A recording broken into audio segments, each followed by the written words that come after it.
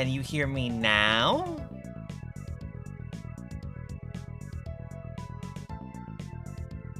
I'm changing little things. Yes. Oh my fucking god. What? I'm so confused. I'm so confusion. Okay. It's been a while. Hello. Good morning or afternoon or whatever you are. Okay, I don't understand. The output says that the audio track you guys are getting is audio track 2. And my mic was on audio track 2, and so was the music. But then then I turned audio track 3 on, and now you guys can hear, so I don't know. I don't know what's going on. But hi. Hi. Thanks for resubbing, Grim. Thank you. I saw it, and I wanted to say something, but everything was broken. So, yeah.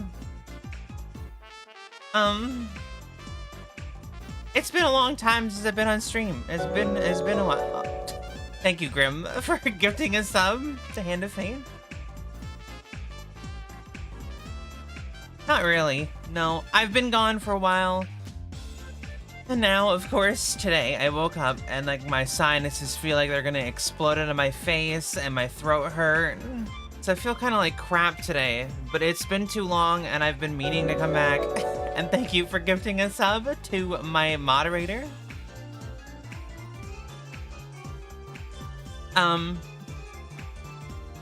Yeah, it's been,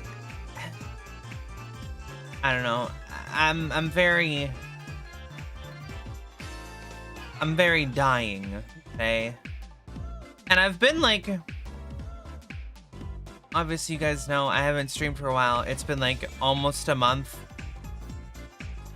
Just kind of mentally kind of not here. Kind of dead, kind of up and down on the mental state. And then obviously like within that time I've been sick. I've had like migraines and stuff. I've been like totally knocked out, but just a mental state issue for a while. But I have big plans for coming back. I'm doing stuff. Wanna be more active and do stuff and hang out. I might have been the autumn that took it out of me. I might be getting the autumn blues, which would hopefully mean that I skip the winter ones. Like we just skip that entirely, which would be great. Because that seasonal depression's just not a good time.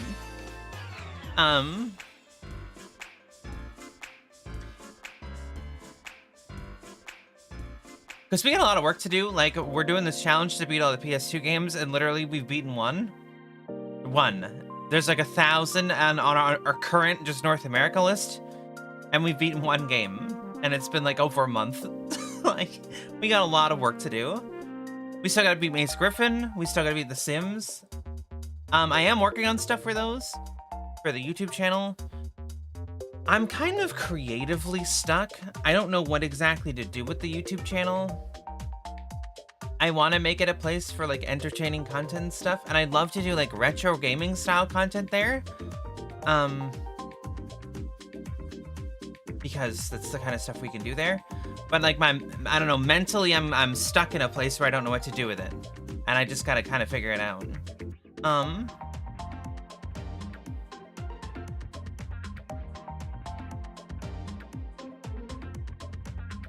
I'm in a brain fog right now. I don't know what to do with my mind. Gotta think thoughts, and I can't do it well. I've been like, while I haven't been streaming, there's been like a few gaming obsessions that have happened. I'm playing stuff. I'm doing things, right? Obviously. I've been playing some new releases. I've been playing Battlefield 6. Kind of really excited about that. There were a few changes from the beta, which we played on stream, to when the game came out, that I was kind of not here about. And over time, I've kind of figured out how to do it, and kind of gotten okay-ish again. And then I played... I haven't beaten it yet, but I'm currently playing Pokemon ZA, which there's been controversy about. I guess people are mad or not mad about the game and its pricing and everything. And then I've been seeing all the Twitch drama and everything, and then the Twitch viewership problem thing that happened, and all that kind of stuff, and that was very discouraging for me to come back, because I was like, I don't want to, at any point, for some reason, get potentially rolled into some sort of weird shit with Twitch. I would rather just kind of hang out and have a good space for people to come and hang out, instead of having a negative situation. I just kind of want to hang out and have fun. I kind of want that to be the point.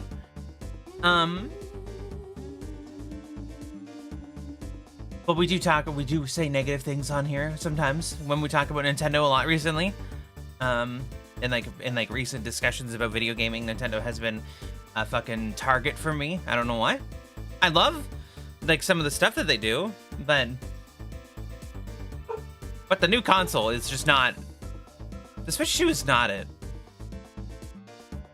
I have the new Pokemon on my Switch 1 because I looked at differences and stuff between them, and I don't understand why you would want it. Like what the big deal with the difference is.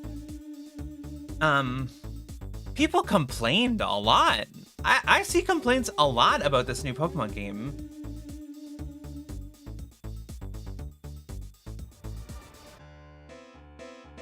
But the thing, okay, so I wouldn't have bought ZA literally at all. Would not have touched it myself if the combat hadn't changed. But they made the combat into a new active system where you like move around and do stuff, and like your attacks aren't like I'm gonna beat the shit out of you and then you're gonna beat the shit out of me. It's like based on your speed stat, and your skills have different speeds to them, and you use them that way. That literally just a singularly that change, I was like, I kind of want to play this one. It looks interesting enough. If it was literally just standard Pokemon gameplay, where you fucking throw your Pokemon out, and you stand there like, yeah, let's do it. Yeah, but that's fine. But so like people say that, right? That the combat system is basically just whatever, just another thing. But we can't say that for one game and then praise another for doing basically the same thing. Clair Obscur has its own like new-ish combat system, but it's based on other ones.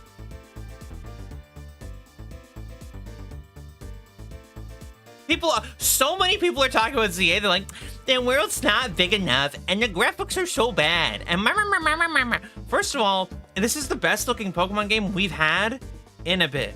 Like, Sword and Shield and fucking Scarlet and Violet are fucking ugly. They're fucking ugly. They're fucking ugly games. Scarlet and Violet looks like you're going around in a world made of Play-Doh. And occasionally there are groups of like 3 or 4 or 5 Pokemon around.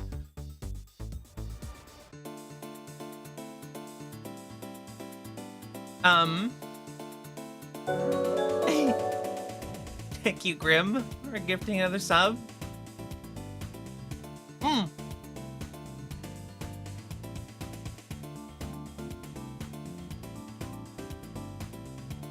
Dude, that's fine. Okay. I actually appreciate them announcing the DLC before the game came out, right? For simple reasons. For simple reasons, okay? I've talked with friends about the DLC situation with Pokemon, okay? We all knew it was gonna happen. We knew DLC was gonna come, right? We knew for a fact it was gonna happen. It's probably been in development for a little bit, and probably will be in development until it comes out. Which is understandable. Pokemon Legends ZA comes out, and it is like, you know, $70, right? I think it was $70. Let's say it was $70 or $80, okay? And they have DLC coming out that's gonna be, it's like $30, okay? So the game is like $100, $110. Okay? Would you prefer that, or do you want to buy the game for $60 now And then in a year, we buy Pokemon Legends ZA Ultra, or whatever they want to call it. And it is another $70. Now, not only do you get the extra content for what they would consider the DLC, but you also need to rebeat the entire game again just to get there. Because that's just kind of how Pokemon used to do it. Is you would just buy the game, and then if you wanted the extra content, you would just buy the game again and play the whole thing again. And like Pokemon has done that they had done it for years. That Pokemon Ruby Sapphire, and then Emerald afterwards. Pokemon Diamond and Pearl, and then Platinum afterwards. Like Pokemon Sun and Moon, and then Ultra Sun and Moon. I don't know if the stories continue in Ultra Sun and Moon or whatever, but like...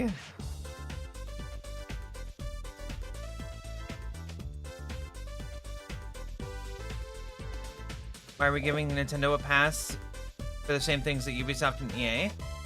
In what way? Because like for me, a DLC thing, right?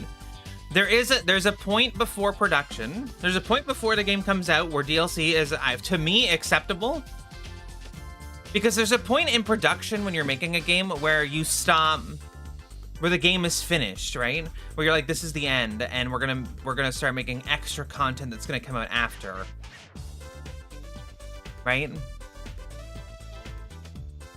Standardized games like Pokemon and like single player adventures and stuff do it in the way of giving you a DLC pack that's gonna be like a big package of things, whereas games like Call of Duty and Battlefield and this shit, whatever, Overwatch and this shit and that shit, give it to you in the form of a battle pass that you pay for every month, every 2 months, every 3 months, where you get like a new map and like 5 new guns and like 3 new skins. Whereas with Pokemon, they're like, here's a DLC. Because the thing is, they could have finished the game at a certain point. And they're like, okay, the game is done now. We're gonna like touch up bugs and stuff with this team, and then the development team's gonna start working on DLC. Because if they had finished the DLC in the time that the game released, right, it would have pushed the game's release date to February or March, whenever the DLC is supposed to come out. So did we want the game in October, or did we want it in Q1 of next year? You see what I mean? That's my stance on it. Certain DLCs are okay to be like, because technically the DLC didn't release on the day that the game came out. You could buy it, but that's just you pre-ordering the DLC for the game that you have.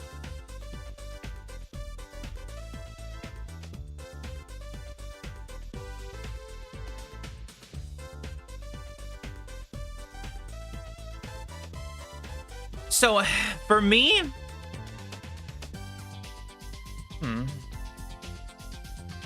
For me, the only way it's going to feel like cut content is if it feels, A, integral to the story. If it feels like it would have to very much feel like they actually just decided this chunk of the game we're not going to put in so we can sell it later. My best examples of that is like Dragon Age Inquisition. Spoiler moment for Dragon Age Inquisition if you haven't played it and you were planning on playing it for the future. In Dragon Age Inquisition, you play through the entire story of the game with your party of people, you do the whole thing, whatever. And then the story is very like you fight the final boss, and then it's just kind of lackluster and leaves like a weird mystery open that feels like it should be resolved right then. And then they released a DLC that resolves that and leads to the next game. It doesn't feel like it's a satisfying end at the end of the actual game, but at the end of the DLC, it's like, okay, the game's over now. And that you had to buy it. The same way, like, the Prince of Persia, one of the remakes or whatever, the Prince of Persia, had an epilogue DLC, but the epilogue DLC was just actually the true ending of the game. Like, there should be no point where the story ending hinges on the DLC that you buy. You can do DLC for your game and add stuff and do extra things. The way that Pokemon likes to do it in like the newer ones seemingly is that they add a new area that's like, here's this random shit you can do for this new story. And like Skyrim even. I don't like Skyrim as a game, but its DLC was fine because it added the vampire thing, which is literally its entire own quest line that has its own stuff going on. And then Dragonborn, which is kind of lore stuff, but it's not integral to the plot of the game. If you play the game and you don't play Dragonborn, you're totally fine. And I think that the Pokemon thing is literally just gonna add more Mega Evolutions and maybe its own little story. It might branch off from the end of this story, but I'm pretty sure that ZA is gonna end in like a conclusive way. At least I hope so. I haven't made it to the end of the game yet, but I'm kind of hoping it ends in a conclusive way.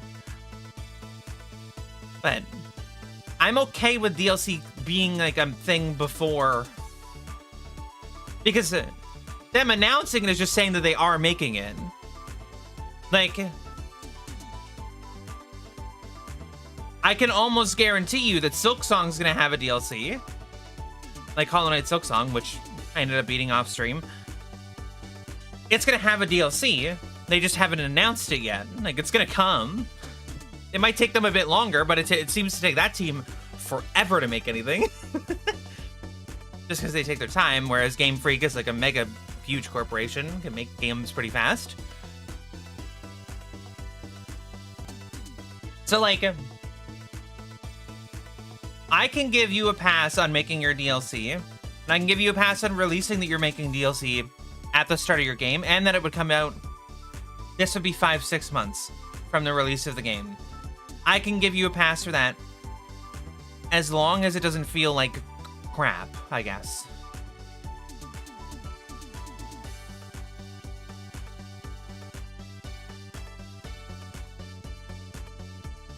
The thing I actually have an issue with in ZA is locking certain megas behind ranked online. But that said, ranked online is fun and it gets people to try it. See, so there's that, and the fact that they've said, so about that, they've said that certain mega stones will become available over time within the one shop thing, the whatever, the weird shop that you can buy for mega shards. So like, I think Mega Greninja is one of the ones you can only get by doing online battles. It's suspected that you're going to be able to buy that mega stone later. So the ranked thing is more like a, you could do it, you could try it now, you could try to get the megas now, or you can kind of wait till later. So it's more of like a, it's like a, you earned it for now. But I can't confirm that. It's just I've heard. So, not that megas is a huge thing for me. I don't care about megas. My team in game has 1 mega. I'm hoping that's the case. I heard it online from a few sources, so I'm kind of hoping that that's kind of how it goes, but I'm not sure. To me, the Pokemon DLC feels like they're cutting out the post-game and reselling it to the players. Maybe like if the JoJo games made you buy Kanto. I wouldn't have been surprised if the Johto games had made you buy Kanto, to be honest. If it was a crystal only thing.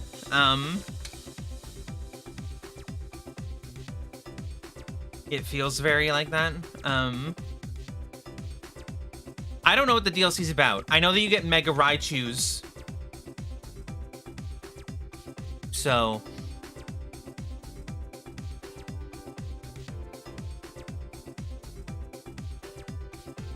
with half the game's Evo lines having megas, only having 1 on your team is kind of impressive. Well, I mean, like, this is going to an issue I have with certain Pokemon games, is that the Pokemon in this game, not a lot of them are interesting to me. I don't care enough. I'm also not a really big shill for the starters, and the ones that they give you in this game are like, they like cherry-picked generations of Pokemon that I either am very like not attached to, or gave me ones that I don't want. Like the 3 starters you start with in the starting of the game, they're like, here's Chikorita, and Fraligator, and I'm like, oh my god, are they bringing back the Johto trio? And then they're like, Tepig, and I'm like, what? How you give me 2 Johto starters and then Tepig? How did you fuck that up? How did you give me 2 of the 3? Why you give me 2 of the 3 of the 1 generation and then not the 3rd one? Cynical Isekai, yeah, back into Legends Arceus. But like, come on. I would have chosen Cynical. It wouldn't have even been a question. And I would have been on my team, absolutely. But they're like, no, here you go. Here's Totodile and fucking Chikorita. They gave me Chikorita. Of all Pokemon, they're like, hey, did you want a grass starter? Well, we hope that you like Chikorita. What the fuck? No, I don't want the fucking weird radish thing that turns into a dinosaur on my team. No, thank you. Chikorita sucks. So I started the game and I picked Tepig, and I went through the start with Tepig or whatever. But like once I caught a team of Pokemon, he was gone. Bye-bye, in the box. Is that a burnt Chikorita?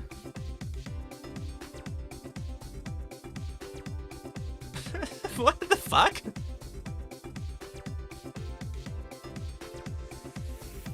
Looks like a Chikorita made out of wood.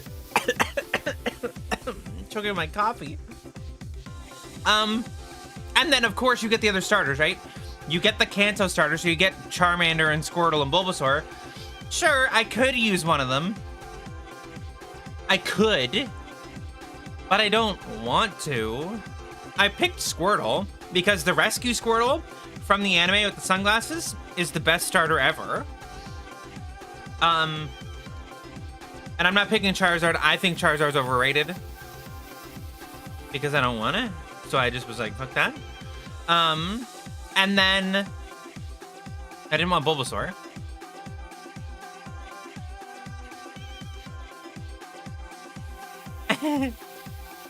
And then you get Fennekin, so you get Delphox, you get Froakie, which is Greninja, and then you get Chespin, which I don't know what that evolves into. I have no idea what it's even called. What the fuck is that? I get it. I like Fennekin because I like Delphox. Good choice, whatever. Then you get Greninja or whatever, fan favorite, fucking, here's your Mega, we flipped your Pokemon upside down. Okay, whatever. Woo! Great, whatever. Don't care. And then you get the fucking little ugly rodent grass thing. You want to push it down, fucking kick it over. So like, fuck that. Is this Persona music? Hell yeah. So I said, fuck that, and I'm not doing it. So I got Fennekin, I evolved it into Delphox, and I was like, I don't really want this on my team. And I was like, in the box you go. So, like, my team right now in Pokemon ZA is Glaceon, because Glaceon's my favorite. I made sure to catch a female Eevee, ran around forever to try to get it, caught my female Eevee, evolved it into Glaceon, had it for a long time. My moderator, his favorite evolution is Flareon, so I ended up getting a Flareon in honor of him. So I have a Glaceon, a Flareon. Who else do I have? I have Goodra, because I love Goodra. The big pink fucking dragon made of goo is awesome. I have Noivern, because I love Noivern. I love Noibat. And then when you evolve it in Noivern, fucking cool giant bat dragon. It's cool. I love it.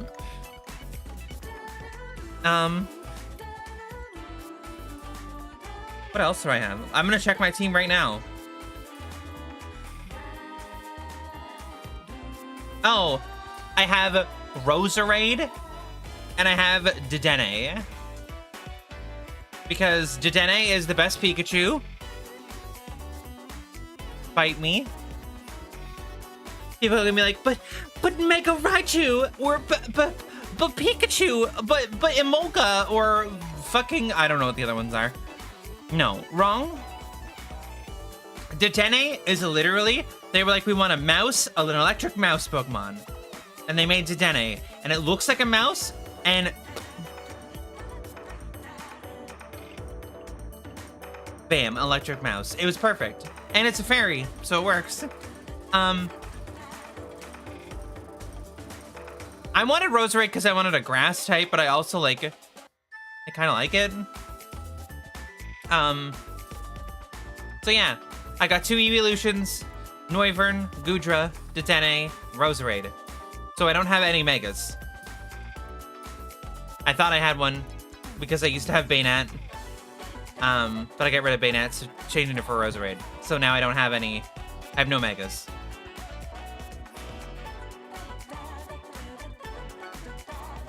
It makes those Mega battles where you fight against the rogue Mega Pokemon more interesting.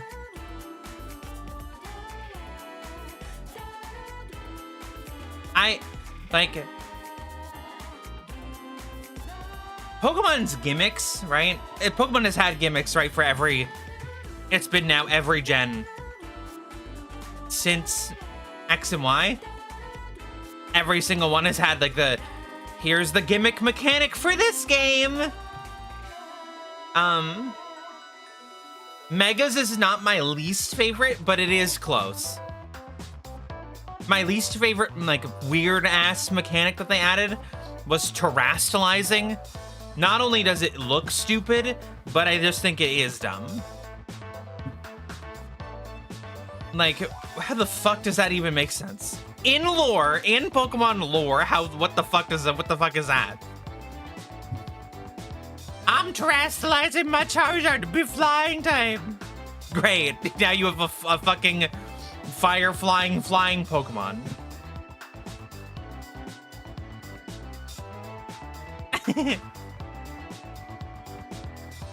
It does make the story pretty fun because they're like, the only way we can take down these rogue Megas is with Mega Pokemon. And I'm like, that's wrong. Fuck you.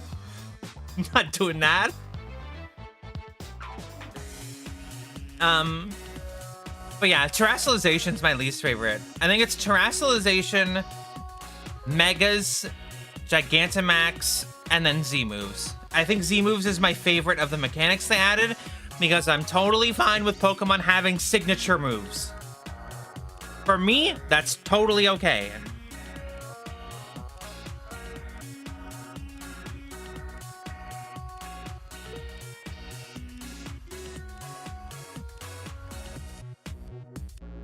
Like, I don't want the Megas and the like, when Megas came out, okay, when it first got introduced, to me, it felt very Digimon.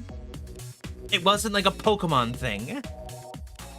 You literally get like a stone that you touch or whatever, you interact with it, and it evolves your Pokemon for a short time into a stronger version of itself. In Digimon, you have like a stone or a device or some sort of card reader or whatever, and you swipe a card or press a button or touch a thing, and it takes your Digimon and it evolves it temporarily into the next level of Digimon. It was like the same thing, so I just didn't care. When Pokemon did it, I was like, this is stupid. What are we doing? Gigantamax and Dynamax or whatever, I understand because it's like they're big giant whatever. They can't be that forever. I still think it's dumb and very extra and very Digimon, but you can't do that. It can't be that forever. So like, I thought that was stupid. Terastallization, on top of the fact that it's also kind of Digimon evolution thing, is stupid because it makes your Pokemon look uglier and gives them a hat. Oh, I put a fire hat on my Pikachu. Now it's Fire Pikachu. No, it's stupid. Like, what kind of dumb shit is this?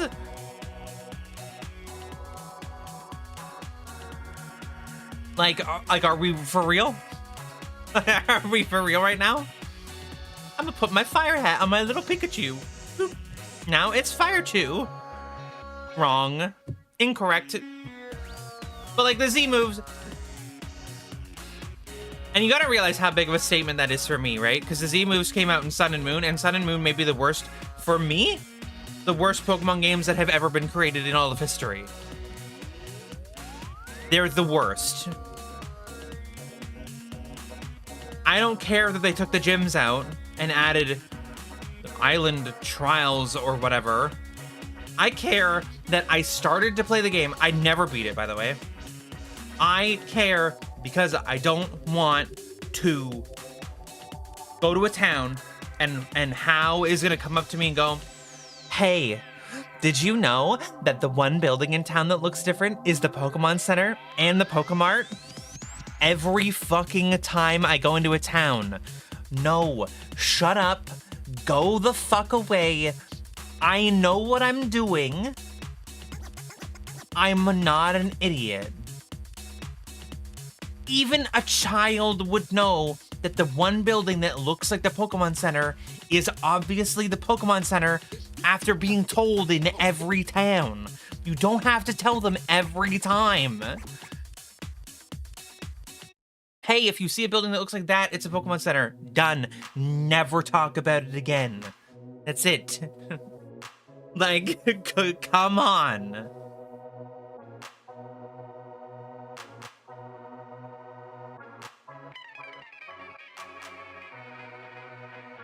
I used my Terra Orbs in Scarlet and Violet because I did actually play it, even though I shouldn't have because I didn't end up liking the game. But that was just because I wanted to beat things easier.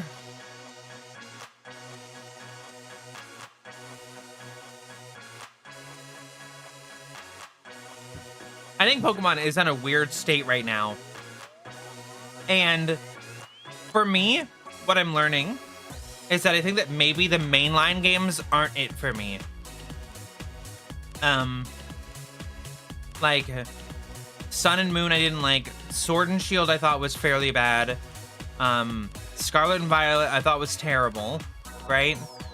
I was interested in Legends Arceus because it was different, but I don't think it caught me enough. The area was kind of cool, but it didn't have like the... It didn't have the flair that I needed. It didn't have the extra stuff. The catching Pokemon and stuff was great, but like everything else was kind of bad. And then ZA has a better combat system. It has the catching system I really like. Surprisingly, I like the wild areas system, even though it is kind of restrictive and limited. I like being able to find Pokemon around the city. I actually like that the map isn't excessively large because it led them to a point where they can make it detailed enough that it actually looks like a city. Like, people talk about the fact that Lumio City is small or whatever. It's not that bad. Like, it takes, I think, just under 3 minutes to walk from the north to the south side if you take a mostly direct line. But for Pokemon, that's a good thing. Like, it could be a grand adventure, but then you're gonna see, like, 5 people and 3 Pokemon in that space. We saw that that's what happens because of Scarlet and Violet, and the wild areas in Sword and Shield. They were bigger, and had nothing in them. The game was huge, but there wasn't stuff in it. In Scarlet and Violet, the game was so big that they start the game out by giving you a legendary that you can ride so you can go faster around because there's nothing around you in the world. You don't get the rollerblades in ZA. The world is smaller and the things are more compact and there's Pokemon everywhere. I ended up finding a Dratini in a really random spot I wasn't expecting. I find random Pokemon in such weird spots. I'm not a shiny hunter either, so that's a big thing for people, is the shiny hunting experience has changed in a way that apparently it's easier or whatever. I have no idea. In my run so far, I've found There's one from a quest that you get for free, so I don't count that. But I have found on my own 2 separate shinies. I have a shiny Beedrill, and I have a shiny Scatterbug that I just happened to run across while running around the city. You get that familiar little, like, jingly sound, and then boom, a shiny.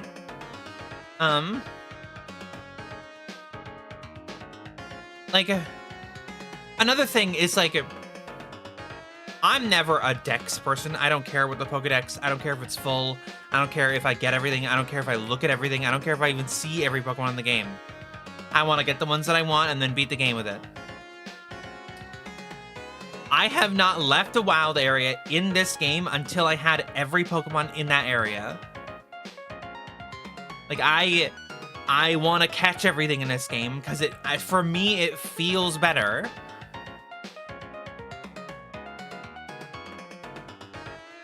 And I'm not that person. I don't play that way. But the catching experience and then the running around and everything, for me, feels so much better. It feels so much cooler in ZA than it ever has before. This feels like Pokemon on itself. I don't care if it's innovative in the genre, okay? The innovation within Pokemon as a game itself is what I needed. I don't care if they literally had turned Pokemon into Persona, okay? If they took Pokemon and they turned it into like a Persona style thing, that would have been fine. This, I think, is better, but I just... The only reason I filled out 2/3 of the Violet Dexes was because I was trying to get my money's worth. I think that Pokemon Scarlet and Violet, content-wise, has a lot of stuff in it. It just... The world feels like it's made of Play-Doh. I wouldn't back down on that statement, no matter who was talking to me. Right? But on top of that, it's also empty. Like, it doesn't feel... I know the idea of what they were going for in it. Like, you can kind of tell they're going for this big world with this big expanse of everything. There's been Pokemon roaming around the wilderness, whatever. But it feels empty. There's nothing. And then if there's too much on screen, the game lags. Like...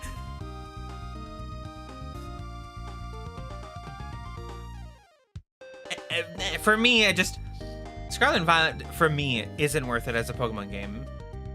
It's got stuff in it. It's got 3 different stories, most of which I just didn't give a shit about. I don't care about the villains in that game, the team, whatever. I didn't give a shit about fucking what's-his-name and his dog and their sandwiches. Don't care. And... the gym stuff was fine, because it's very Pokemon. It was very classic Pokemon stuff. I was like, okay, cool. And then the Elite Four, or whatever the fuck they called it. I was okay for that.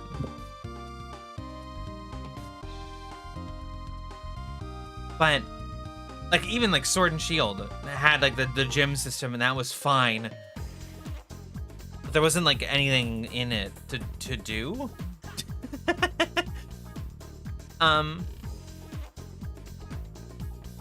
This one, I don't know. I like some more of the characters in this one than the other ones. I have a thing for Lumio City. I like the city because I liked Pokemon X and Y was the last, like, before I left Pokemon, X and Y was the last one I played. I played Red and Blue, I played Gold and Silver, I played Ruby Sapphire, then I stopped. I came back for X and Y. I tried Ultra Sun, Ultra Moon, left again, and came back for Sword and Shield, played Scarlet and Violet, played a little bit of Arceus, played ZA. And I haven't had the wonder and the joy of playing a Pokemon game since X and Y, and ZA is giving me that feeling again. Of enjoying a Pokemon game as a game, like as a Pokemon game. I enjoy it.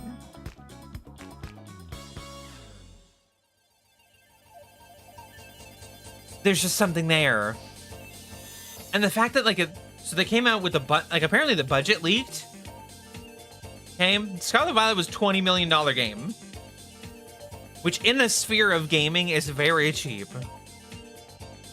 And then ZA was $13 or $14 million. So not only did it cost less, but I think it is leagues better of a game. Like, leagues better. Couldn't you not customize your character that much in Scarlet and Violet? Weren't you in a school uniform the whole game? Like,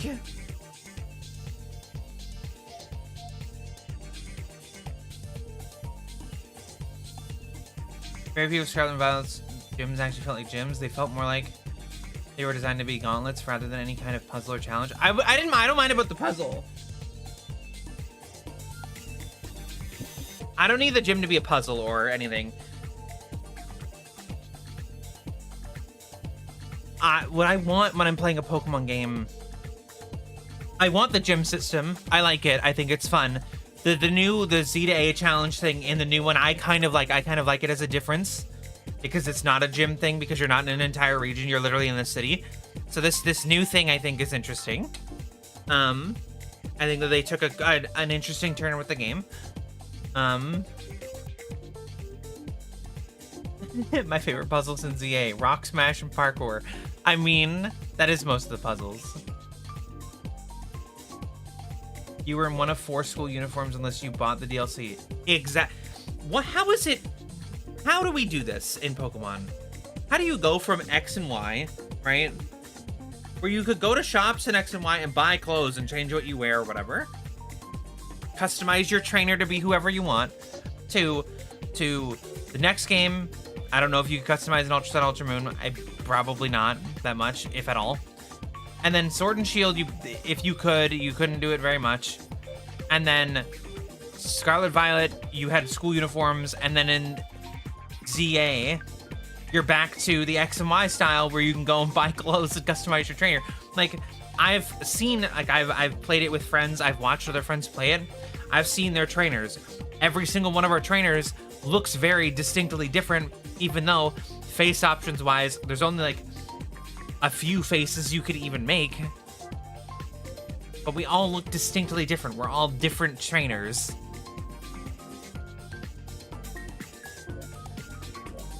Did it? I don't remember Sword and Shield's customization that much.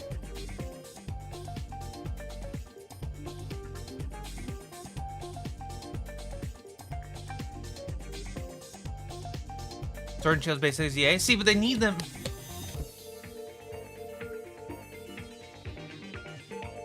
The character customization, the trainer customization, I think is integral now to Pokemon.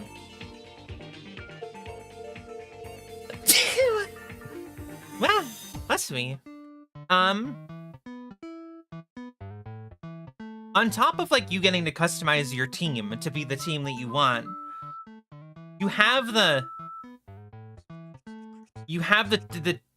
trainer aspect where this is your trainer. It's you. You customize your trainer.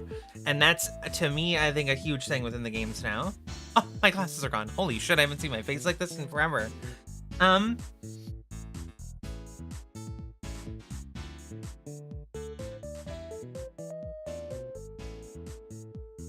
Yeah, like, Scarlet and Violet, I don't know. Pokemon to me has been disappointing for a while.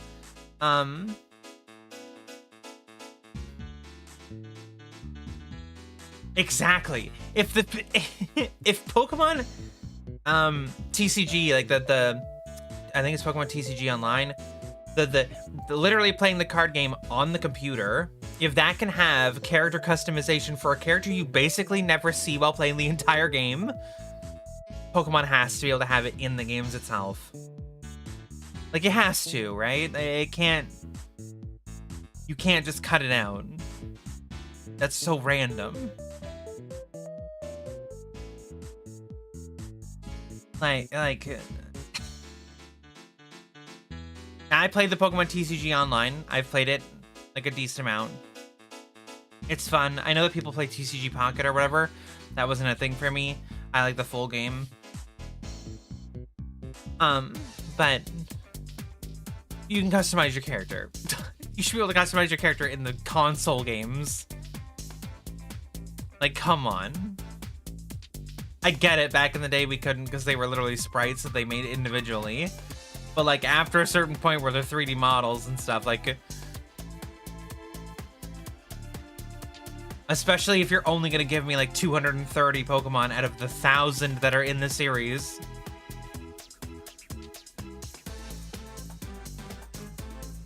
Another thing that ZA does that I think the Legends series I think should focus on more.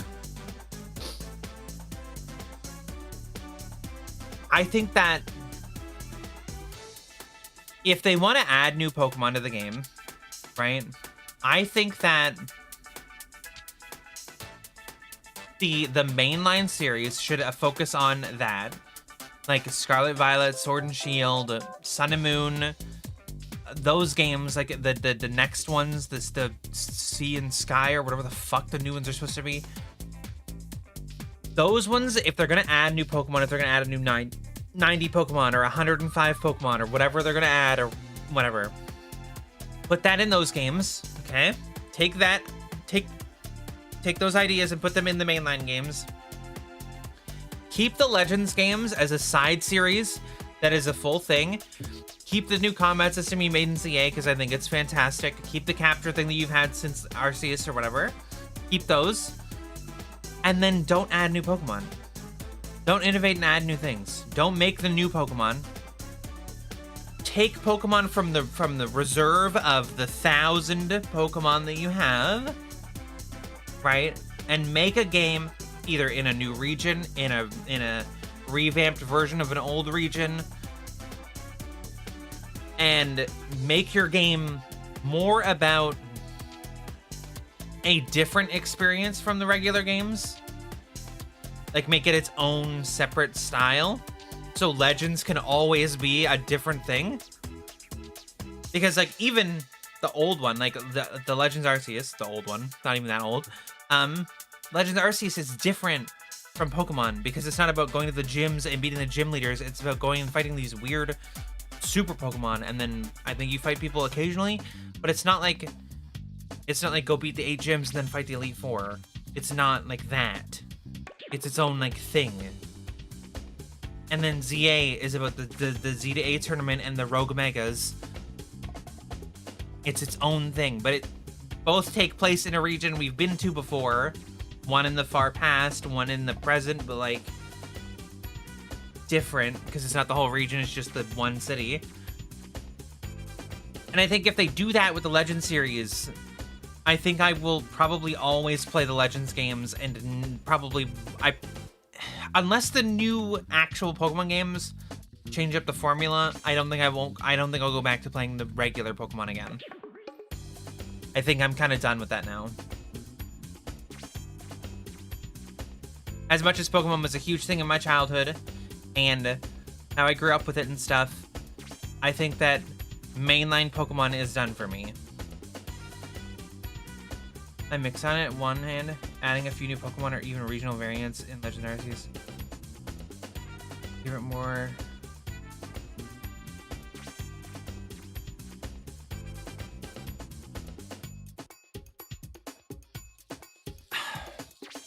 See, I don't mind the regional variants that much, but I think that if you're gonna add regional variants like that, that takes a lot of resources away from what you can do mechanically or whatever wise with the game. I would prefer that if you're gonna do anything, you focus on making the game fun.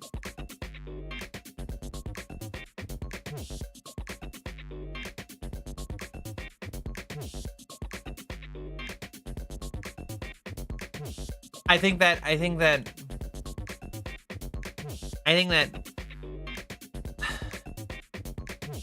one of the reasons that ZA for me excelled is the fact that they weren't focused on making the Pokemon all new, all whatever. They weren't doing the Scarlet Violet thing where it's like, here's the X number of brand new Pokemon that we're adding.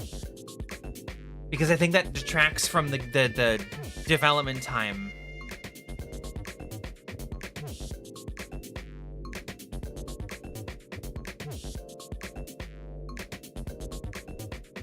I think ZA, for me, ZA hits exactly what I wanted.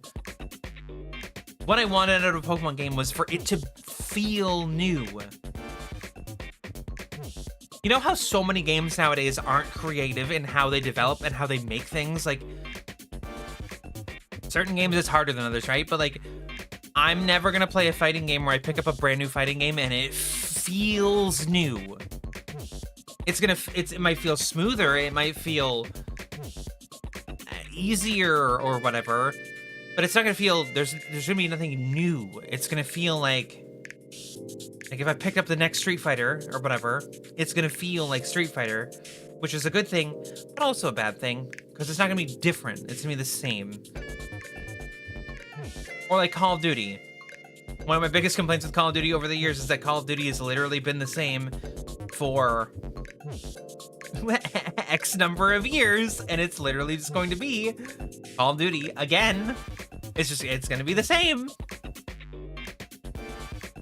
Battlefield changed a bit. It's changed up its formula a little bit, but yeah.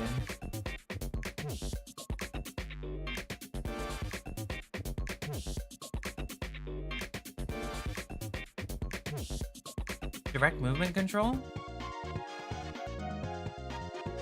Like you want to directly control the Pokemon in the battle.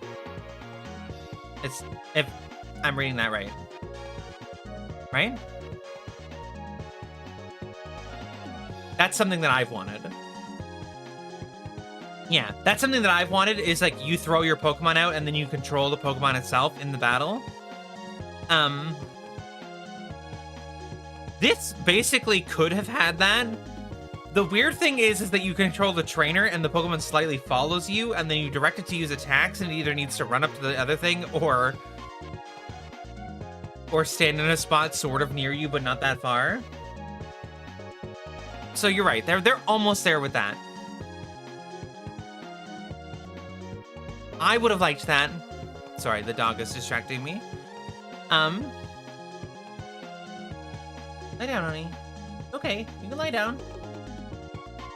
You little weirdo. Why is my trainer in combat? Because your trainer can get hit, and if you die, then your Pokemon also dies. I guess.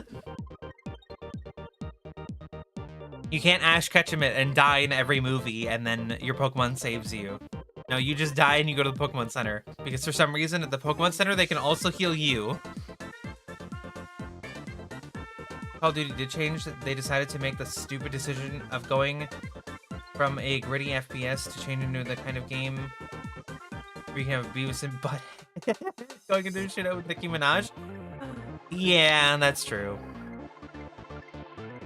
And they added the sliding and the fucking animation canceling with the everything. Ugh, blech, blech. But like, I wanted innovation. I want games to feel creative, and I think that the new Pokemon is creative enough. Let's carry over thing from RFCs, so I get why it's that way. But also, I don't want to. It does feel just slightly jank. Yeah, it does feel slightly jank. There have been times during like mega battles, the rogue mega battles, where like, I don't remember which mega it is. The mega that does the punches, the mega barbarical, where it uses close combat. Where I would get out of the way of close combat, but my Pokemon was following me, so it would just beat the shit out of my Pokemon. And I was like, you're an idiot. Like, what are you doing? Like, you're literally like, I'm like, oh no, it's gonna beat my ass. Runs away, and then your Pokemon follows you, and it's like, how? Why am I getting punched so much? And you're like, because you're stupid, that's why. So, I'm not a huge fan of that. I would prefer to just control my Pokemon, but I get it. It just keeps the more Pokemon formula. I think that once you're trying to throw your Pokemon out, controlling the Pokemon would be cool. It gives you more like variation on what you can do, because you could like, you know, if you have a flying type, you can move up and down. If you have other types, you can move around and do stuff.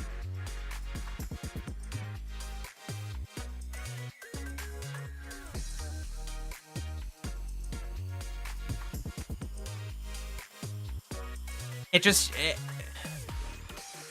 gives more.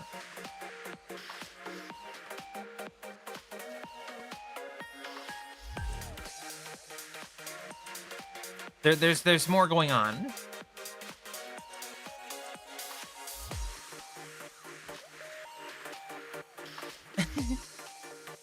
I would love it if at some point I could control my Pokemon in combat, but I get that they're not going to do that.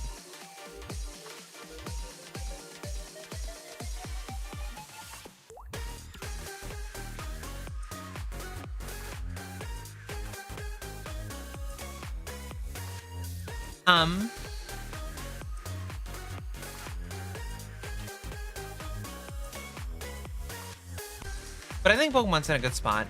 I think that the cost of the game was well done. Wrote all 6 and just let them have a small war. The 6v6 war in a battle. Go, my whole team.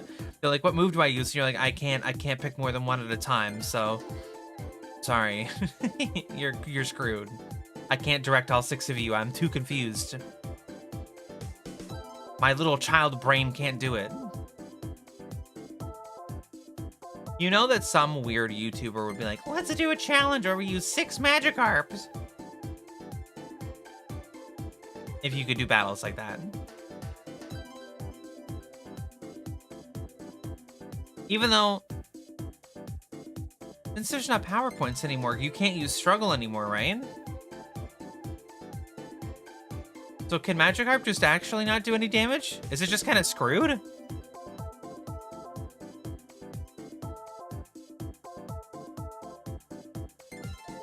I hadn't thought about that at all. There's certain Pokemon where you could do things where you could beat it down to struggle. What's up, guys?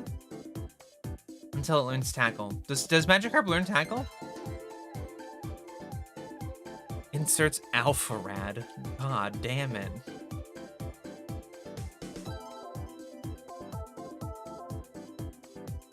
Oh my god. Guys, did you know that I could get cheap viewers?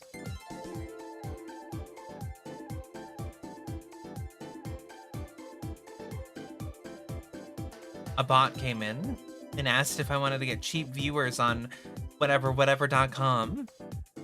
Did you realize that I could do that? Oh my god.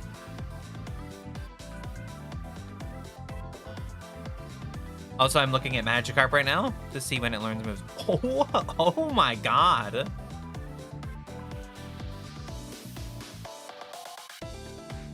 Oh no, Magikarp's good. Magikarp's good. I'm a cheap viewer. I'm watching for free. I mean, fair. Now, Magikarp's totally fine. Magikarp can learn Splash and Tackle and Hydro Pump, so you're good.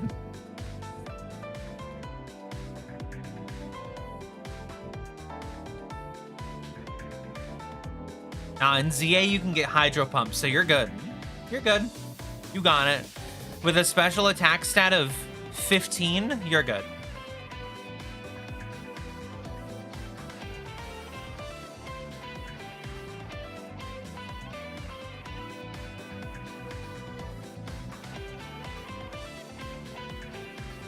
You're just a little screwed about the fact that you only have an attacking move at level 15. I don't even know where you get Hydro Pump in ZA. I don't know if it's like one of the research things, which would mean that you'd spend a lot of the game just doing research until you could actually get what you needed.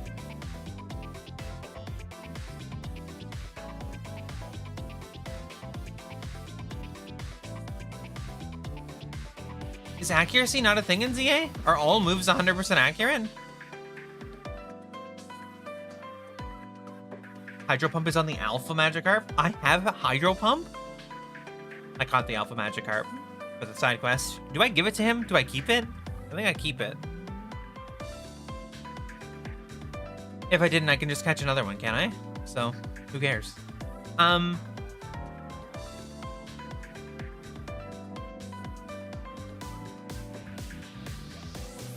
So is accuracy not a thing in ZA?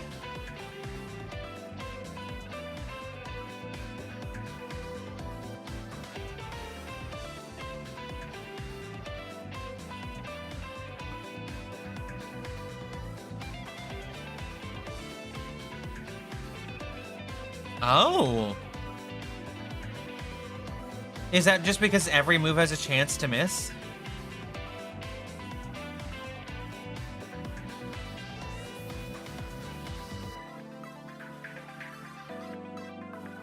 Interesting. So everything's 100% accurate as long as the opponent doesn't move.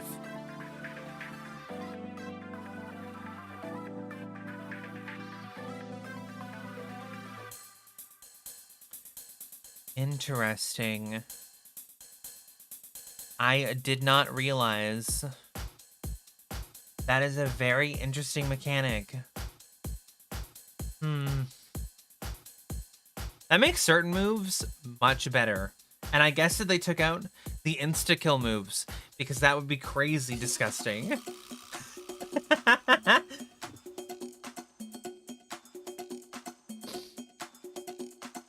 Imagine having like a guillotine as a move in this.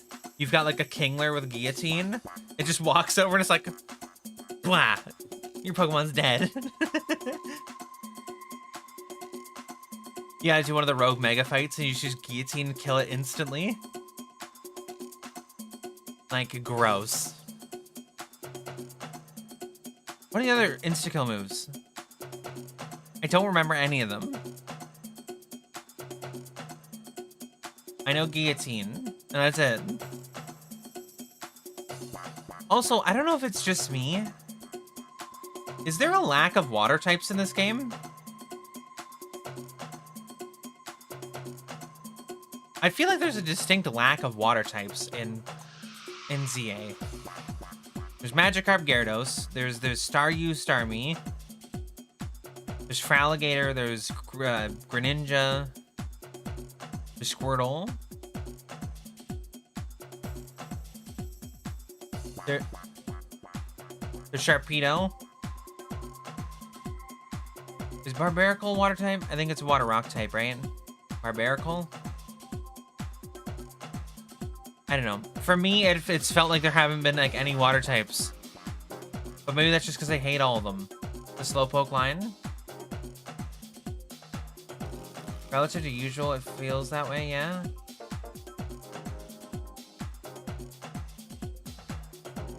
That's true. They just don't vastly outnumber the other types, which is fair. I feel like there's a decent number of fire types in this game, but that might just be my perspective on everything. There's a good amount of dragons, I know that.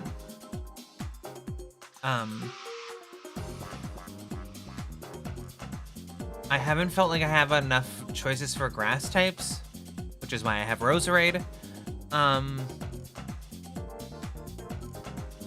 The birds was disappointing. I understand, but it's just kind of boring. I don't like Talonflame, and Pidgey is very meh. You know how many waterways are in Paris? Yeah, but like, nah.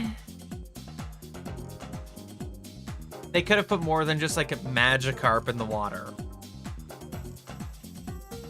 Right? I want like more. I mean, I would like more Pokemon in the game in general, but I've always known why Pokemon doesn't do it is more to save space, and it gives them the opportunity where if they're gonna do DLC or an extra edition of the game, they can add like, they'd be like, this DLC is gonna have 100 more Pokemon. It's like, well, yeah, you only put 230 in the game, so of course there are going to be another 100. That puts the dex up to 1/3 of the total Pokemon in the entire series.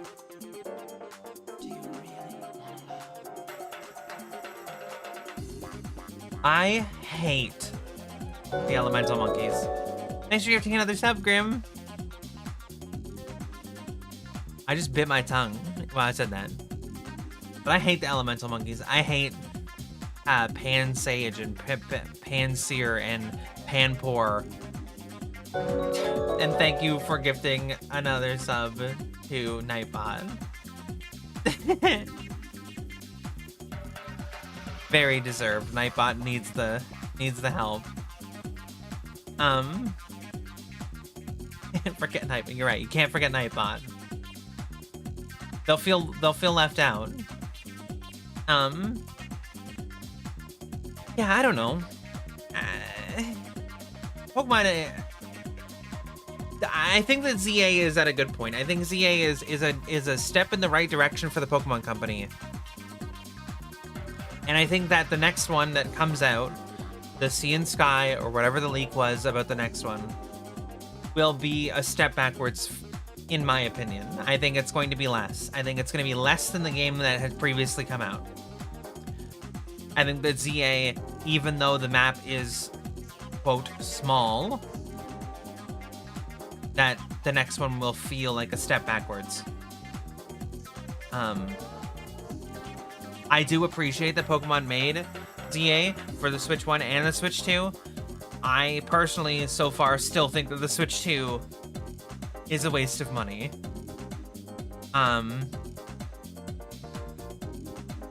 They would have to cut the price in more than half to make me even consider. There's nothing, there's not even a single game that has come out that makes me want to get a Switch 2. The game runs so well on the Switch 1, which, on top of already the fact that, like, you know, it changed things, so I think it's better. It runs well. It is a Pokemon game that runs well. Haven't had one of those in a while. Which people don't seem to understand is such a huge thing. Oh no, our consoles aren't selling. Better jack up the price. Microsoft executives. I mean, that's true. They did just increase the price of the Xbox for some reason. It's not any better. It's the same Xbox. It just costs more. I think they're just going through it right now. I think they're just having a hard time. But I also think this whole console thing is ending. I think consoles will still be a thing going further into the future, but I think that the console mess that has been going on now for a few years is starting to come to an end. Also increasing the price of Game Pass. Yeah, I don't really mind that much myself. I kind of am okay with it. I use mine fairly regularly. My Game Pass is something I use like all the time, so I'm not one of those people who sits there and calculates how much I'm getting out of the worth of a thing I got. Like,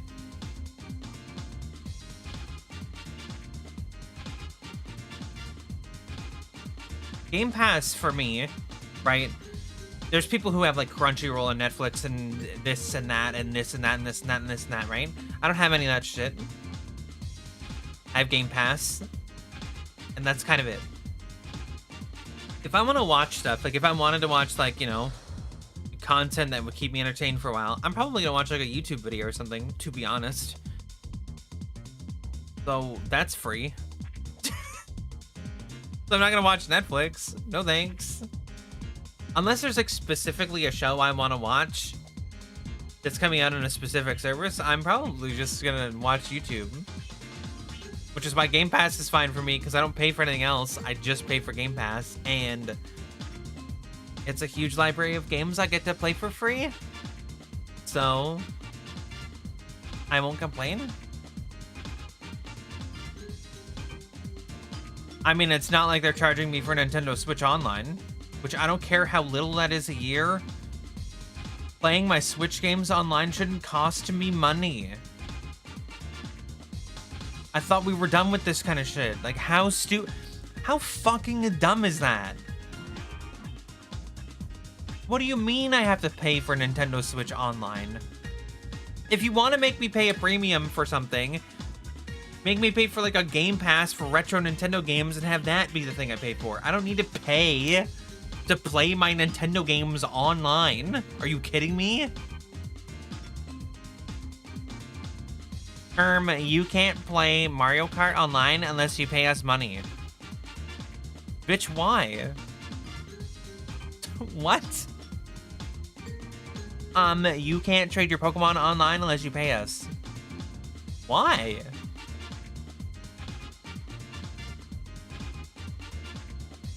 I have access to the internet. You're literally just locking me out. Thank you, Grim, for gifting another sub. 326 total is wild. But thank you for yet another one.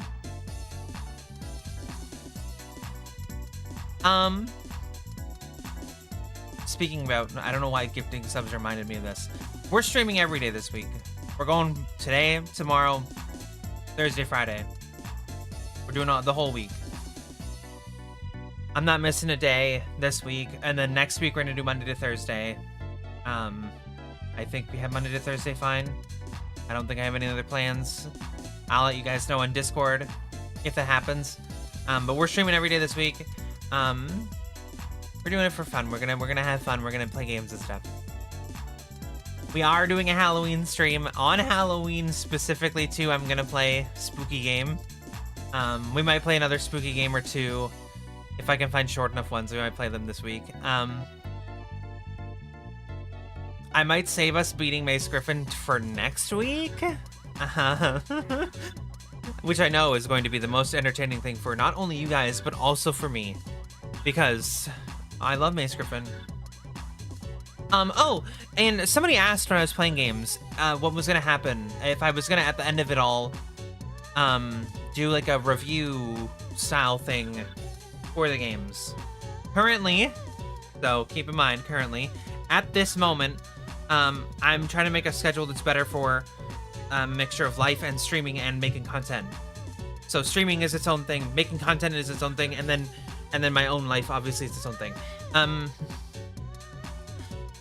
I am working on currently scripting, and then I'm going to be recording the audio for it, and probably some of myself speaking my script, and then editing a review of the games we've played.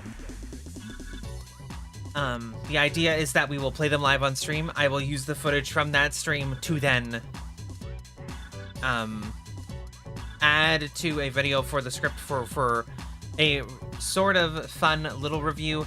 They won't be long, probably. Some of them will probably be like, 5 to 10 minutes. Some of them will be longer.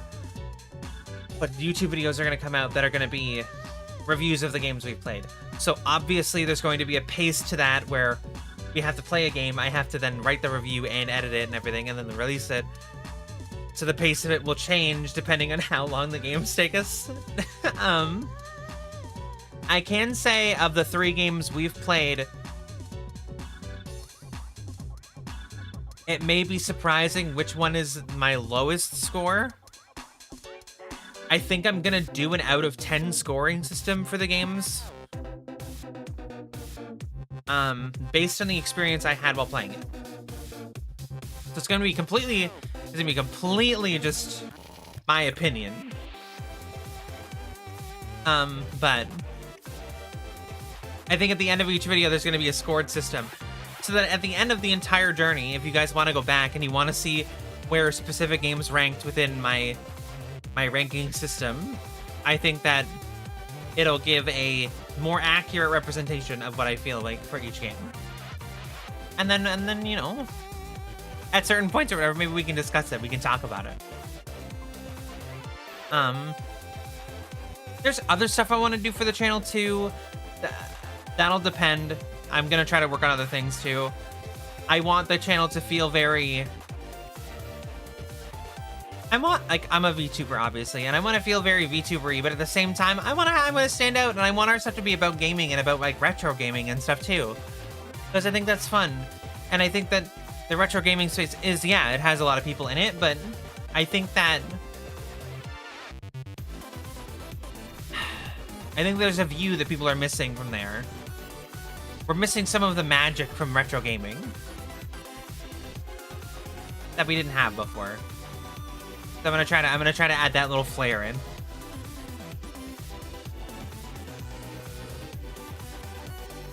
Plus, we're not gonna stick with only retro stuff. Sometimes we're gonna play like new games, occasionally. So there's plans for the future. We got some stuff going on. It does mean that probably the streams might be a little bit shorter. I might align better with what actual VTubers do for streaming. It doesn't mean we won't have long streams. It doesn't mean that we won't have impromptu, really weird, really long streams.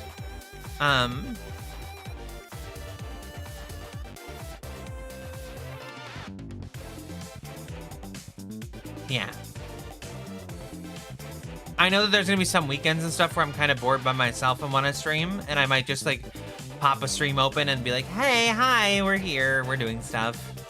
And I get that people are busy on the weekends and stuff, but kind of just to hang out, to do stuff. But I think that the streams are gonna align more with what VTubers do, and it's gonna be shorter to give me more time to work on stuff and actually be a content creator instead of just an occasional streamer with a horrible schedule. It's also to keep me from burning out because I don't want to get into that point.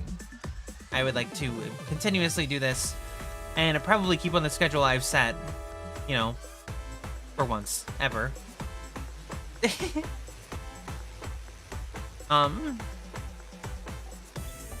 So yeah, there's a lot coming up. There's a lot that's gonna happen.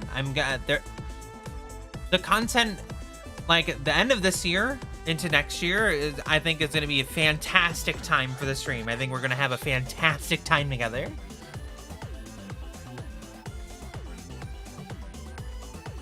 We got a lot of things coming. And we got a lot of stupid fucking memories to make. Also, I saw that Twitch is trying to advertise it. If you guys want to clip any moments of the stream yourselves, like if you want to make clips or whatever, I encourage it. I think Twitch is also trying to encourage that people clip streamers' streams. But I will also encourage it. I don't know why a streamer wouldn't. By like actually pressing the clip button when you think it's a clippable, like when you think it's a funny moment or whatever. If you think something's funny, I don't know. I know that's been there for a long time and they've kind of encouraged you to do it anyway, but on top of that, I will also encourage it because why not?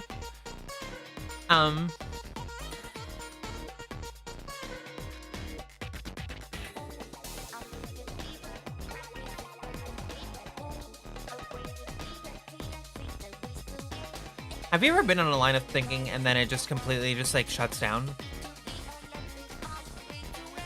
I will cook the scuff.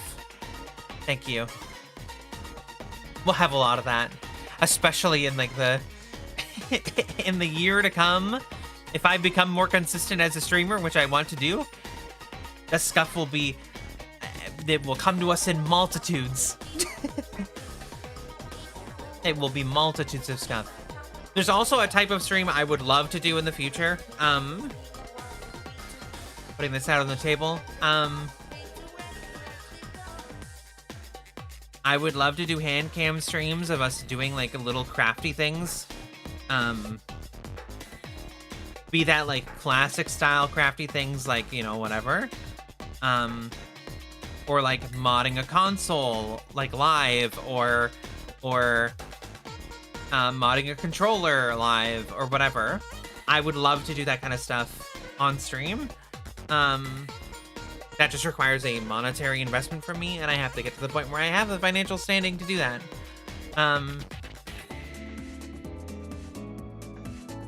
Art streams, maybe. I'm very self-conscious when I draw stuff. I'm very self-conscious. I'm very like, I've had negative situations happen with artworks that I've made before, and I don't want it to be That's why I've taken more of the stuff, like more of my drawings and stuff are more private now. I keep them to myself because I'm kind of done being criticized for making things. The fart and stuff don't work on this screen. I haven't fixed it yet. I'm sorry. I couldn't even get the mic to work at the start of the stream. Fart straight? No. I'm sure that there is somebody on Twitch who does ASMR farting, okay? I'm sure that there are people who do ASMR farting. There's somewhere else. It's not here. Because that would be gross. As untapped market, not gonna lie. Nobody... No. Gross. That might be against TOS. I don't know. Could you imagine? There's like a front page stream and it's like ASMR farting. Shit's cutely. Gross. Disgusting. But yeah, I think we can have fun together. I think we can do some fun stuff. I'm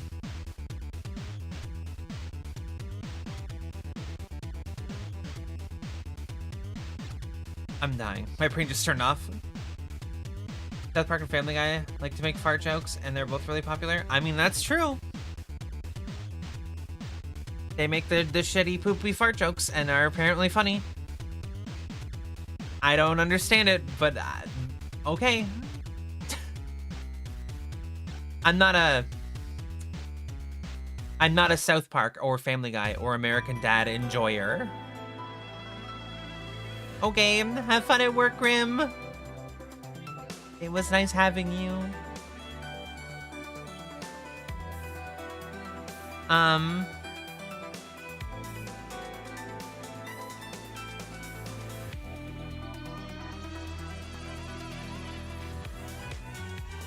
Trying to think of what else we're gonna do. We're gonna play spooky games this week. We're gonna play at least one spooky game this week. A part of me wants to see if we can finish the next, like, you know, the Dracula game that we played last year? Was it last October? We might play the sequel this week, depending.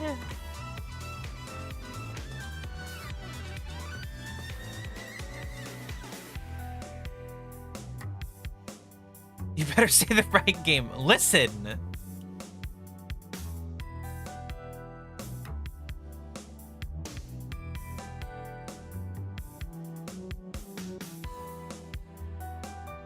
South Park is satire. It just that sometimes you need to make a low-brow fart joke.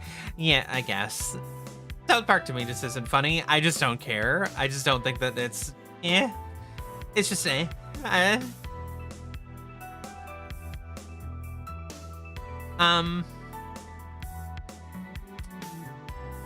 I think that we might play a Dracula this week, if you guys are curious. And I think on Friday... So on Halloween, on October 31st. Holy shit. Ah!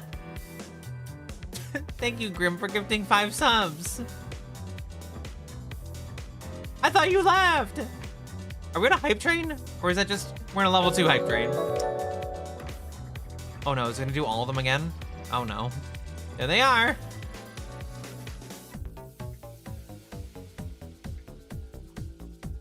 You gifted 5 subs, which put you at 331.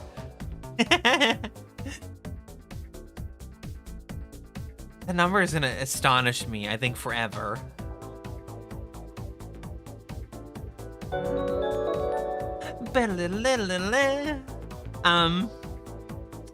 So this Friday, this is gonna keep going off, by the way, until we're through the 5. Oh wait, there's only one more. I'll just wait for it to go. I'll wait for it. I'll wait. Grim just likes the jingle. I don't think Grim just likes the jingle.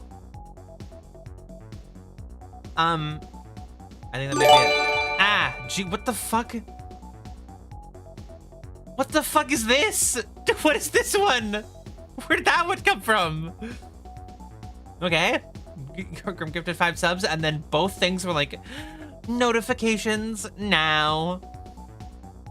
But thank you for the 5 subs and the level 2 hype train. Let's up those numbers. That is a choice you can make if you'd like. You can support it any way you want. Even if it's just watching. Or just talking about it. You can just talk about the stream with friends if you want. Get the word out there. But okay, like I was saying, this Friday, October 31st of 2025, we will be playing a game that may be the first game ever to actually scare me. To like legitimately put fear in me. Maybe. Some games are just like, they startle me, or there's a little bit of spookiness later, but I mean, this game might scare me. I've heard that Outlast is a fairly scary game, and this Friday I am going to play it. So, taxpayer shit. I'm not afraid to pay my taxes. I don't know why people are afraid of shit like that. Not that big a deal.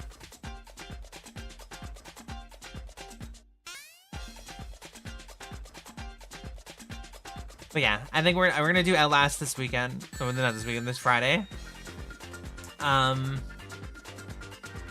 game has, so on how long to beat, apparently it's not that long, so I think we can probably do it in a day. If not, we'll do it again on Monday, or maybe we'll finish it on the weekend. But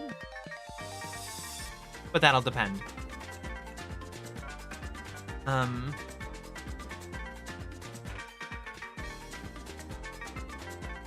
Yeah. We got some fun games coming up. What song is this? I know this. Is this from Kingdom Hearts? Some random shit like that? What time are we at in the video? 35.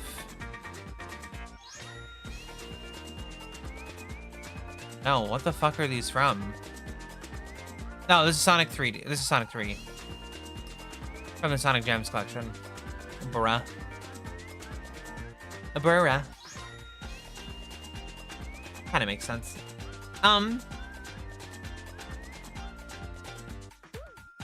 I might also... So... This would be a very specific situation. If you want a stupid cheap game to play for Halloween, Rat Shaker could be a fun way to kill an hour. Rat Shaker. Is that on Steam? Rat Shaker. What the fucking... What the fuck is this? Is it supposed to be scary?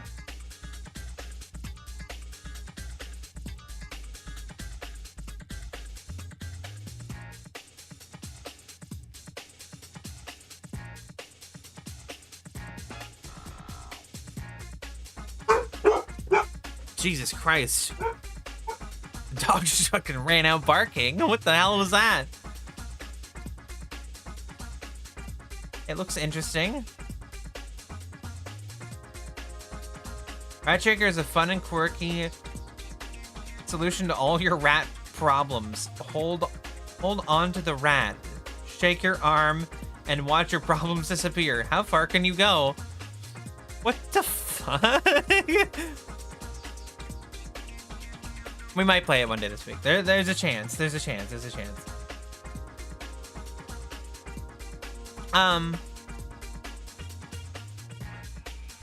I might also look through the library of PS2 games that we have, and we might pull a horror game out of there without spinning the wheel. I know, crazy thought, and we might play a horror game out of the collection if we have one that's short enough. We do have Wednesday, Thursday to kill before the end of it. Literally, your way to interact with the environment is by shaking and squeezing a rat. Okay. Interesting. And it's on sale right now, so... It's normally $3.89, and it is $3.50 right now. So it's on the cheap right now. if that is a big deal for you. The extra 39 cents.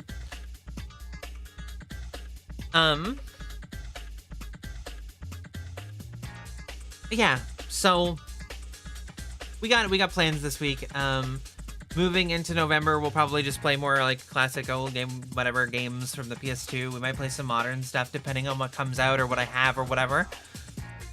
And then in December, I want to do some sort of Christmassy something at some point. So we might play Christmassy games. Don't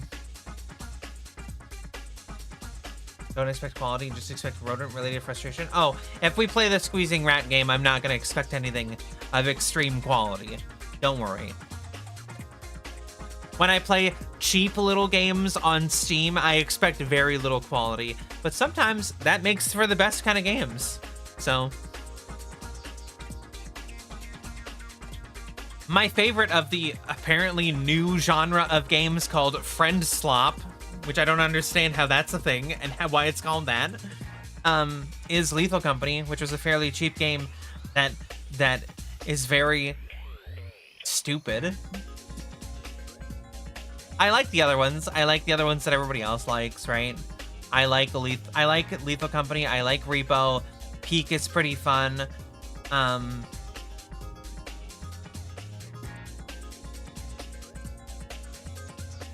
But they're cheap whatever kind of games.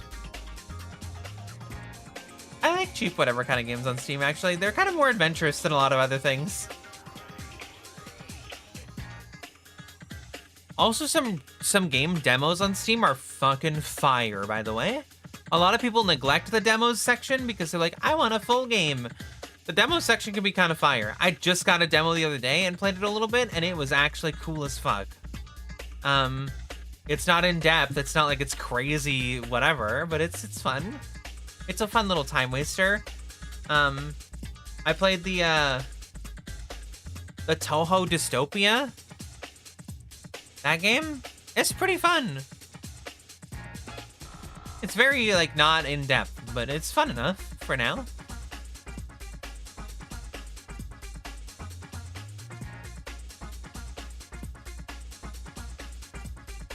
We're raiding the bargain bin to see how far $10 can get us. I mean, we could do that as a section of a stream. It would be like a Trash Tuesday, but I mean, there's some games that are like bargain bin games. Like there's the under $12 section, under $12 Canadian on Steam. That is like, some of the games are fantastic games. Right now, Hollow Knight is in this category. Alien Isolation is $10.99. Like, there are games in this category that are fantastic.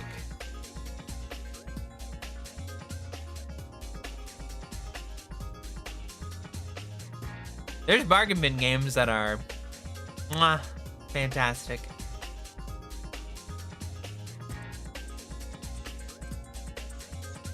I think Fallout New Vegas is technically under that category. I wouldn't be surprised. And Fallout New Vegas is also a fantastic video game. I think it has its flaws, because I think that it's too railroady, even though it is kind of open world and isn't that railroady. I think it is kind of railroady in the way it works, just based on level design. But that's its own thing. That's its own problem.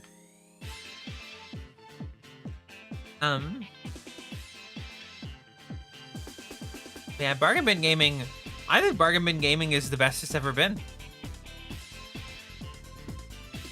Like when I was young, like young, and you'd go to like Blockbuster or like an old EB Games or something, a GameStop or whatever, and you would go in there and you'd see the bargain bin. Those games were garbage. They were in the bargain bin because they were garbage. Like Sneak King was a bargain bin game. Garbage. They just actually took games that should have been in a bargain bin and put it in a bargain bin. Now there's games in a bargain bin that are actually just fantastic games that are being sold for cheap.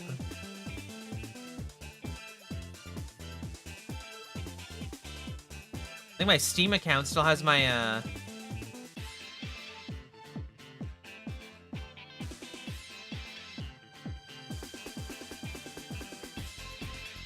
What? That game came out?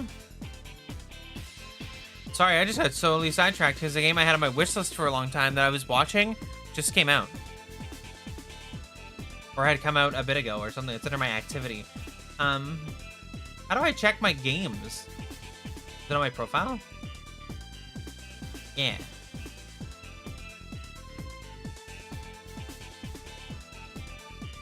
Yeah, so I think like Payday 2 is pretty cheap right now for the base game, and I have 551 hours in that. The Binding of Isaac Rebirth, I think, is fairly cheap. I have 400 hours in that game.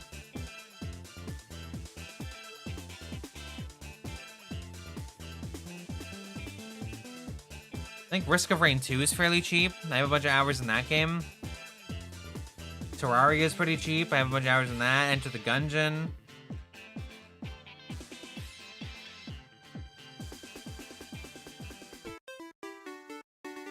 But I think bargain bin gaming is getting better because of the fact that certain mega games are also free, right? Marvel Rivals, Fortnite, Call of Duty Warzone, free.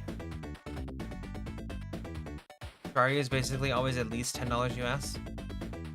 I mean, that's not bad for what Terraria is and what it offers. That's a lot of game for a little bit of money. Not that a game's length or depth to me quantifies its cost. I think that a game, no matter how big it is what you get out of it. Like when GTA 6 launches and is like $200 because the game cost $2 billion, for me, the value would be very low. If I paid $200, I would have wasted like $190 in the game. Because I would have only got $10 of value out of it. Because I own GTA 5. Never have I beat the story. I basically never played online. It kind of was a nothing game for me.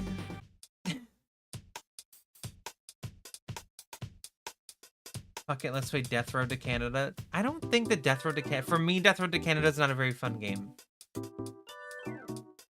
It's like a roguelike strategy game, I think is what it is.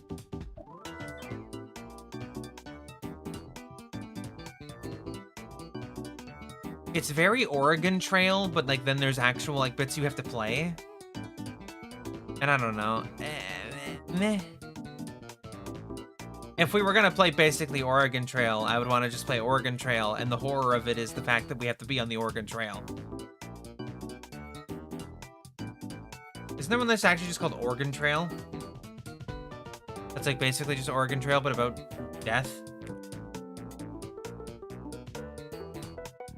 Yeah, it's $1.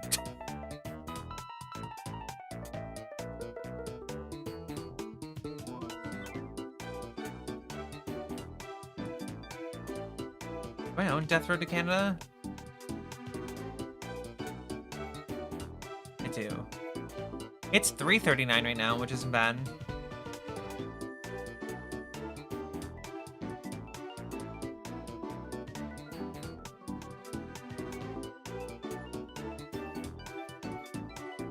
By the way, did you play Hades 2 yet? It launched like a month ago. I haven't. I've heard mixed things about it, actually.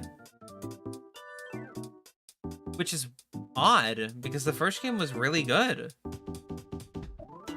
I don't know what it is with the second one. I've heard weird mixed things, and I didn't expect to hear mixed things about it. I expected it to just kind of be good.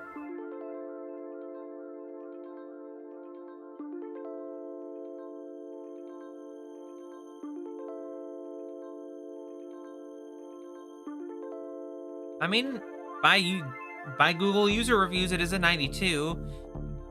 I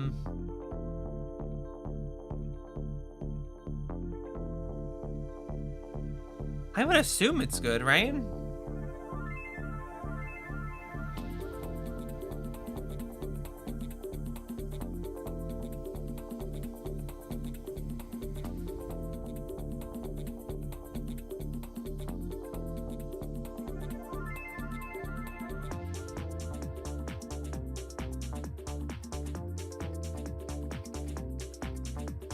Oh, are people just complaining about the story?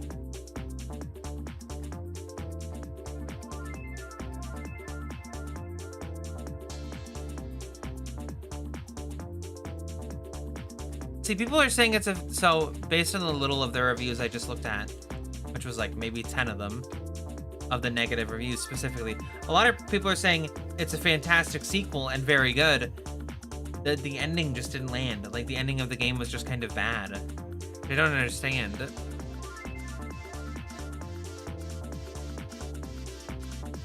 How much is Hades 2? Is it expensive? Oof. Basically $40.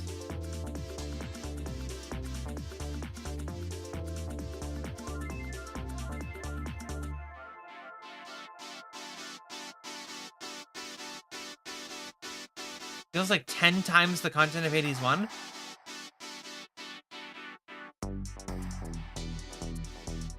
I'm gonna be so honest about this situation right here. If Hades 2 is 10 times the content of Hades 1, it's too much. Which is a crazy statement, because a lot of people just want more and more and more and more and more out of a game. Hades 1 was so much content, and it is so long. If you want to get to the actual ending of the game, it is so long. I think that Hades 2, if it was literally 10 times the amount, is way too much. That's a lot of stuff to do. Because I don't think a game's quality is based on its size. And I have things to back that up. In, you know, more content than GTA 6.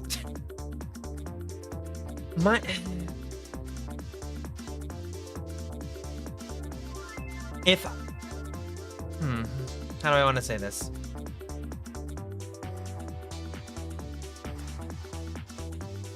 If Assassin's Creed Odyssey had the gameplay of Assassin's Creed 2, the game would still be too big. There's too much going on. There's too much of a world. It's too big.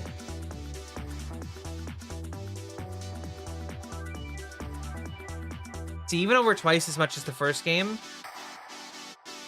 it's just, that's a lot. That's a lot of content. And I don't know if I'm in for that.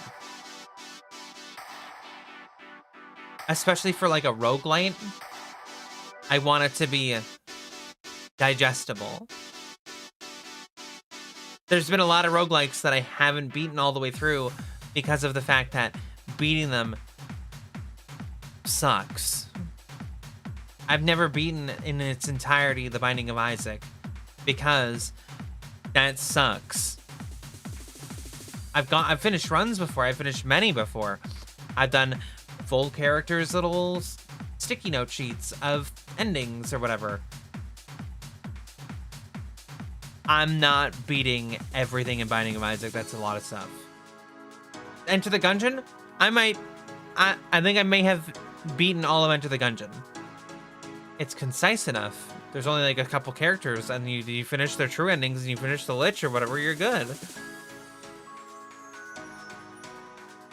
The original Hades was like, beat the game 10 times to get a specific ending and do this and do that. And I'm like, I don't know. It's a lot of stuff to do. And getting all the ambrosia to get all the relationships up, and it's a lot of stuff. It's a lot of content to do.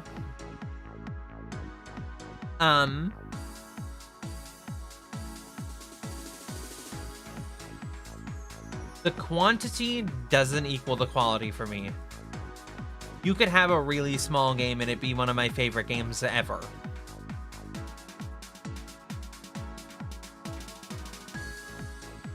Ultra Kill as a game isn't that long, and there isn't that much in it, right?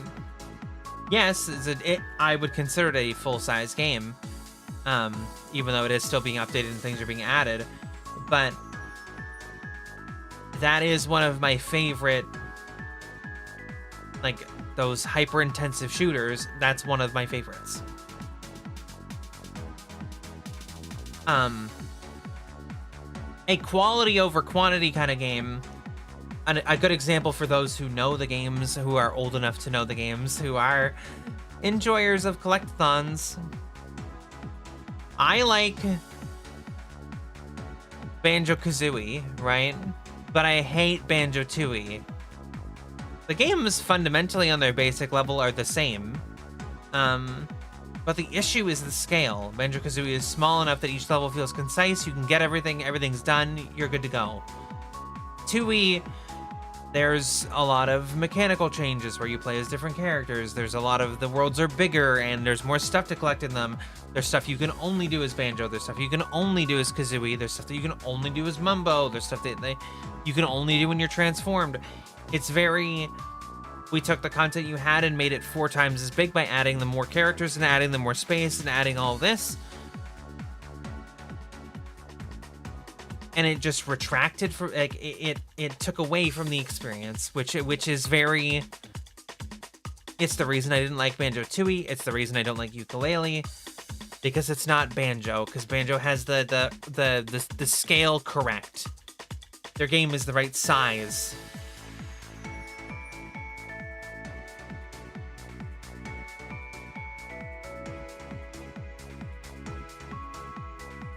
There's a second route you can take that splits the load. They're not putting the brunt of the weight on a single path. I mean, that's fine, but at the same time, for me, I don't need more. I just need it to be, I think each game and each genre of game, like especially, has a size that is like the perfect size.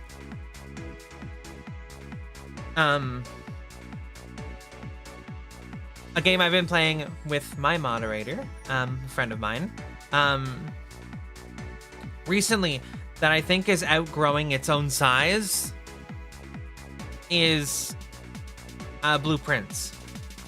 We've been playing it. We don't know, like, spoilery kind of stuff for it. We know some stuff, but not, like, a bunch, because we're still working our way through it. But I think that the scale of the game is bigger than it needed to be. There is a point where it does feel like you're not doing anything. And that could be our fault for not realizing something or whatever, but it does feel like it's starting to get to be too big.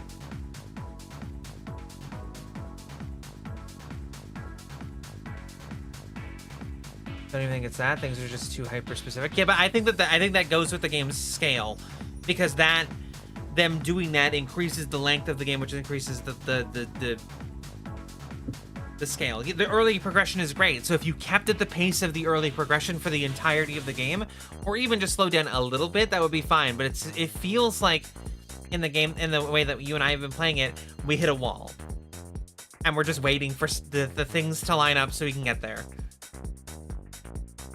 Other than that, I think the game is fantastic.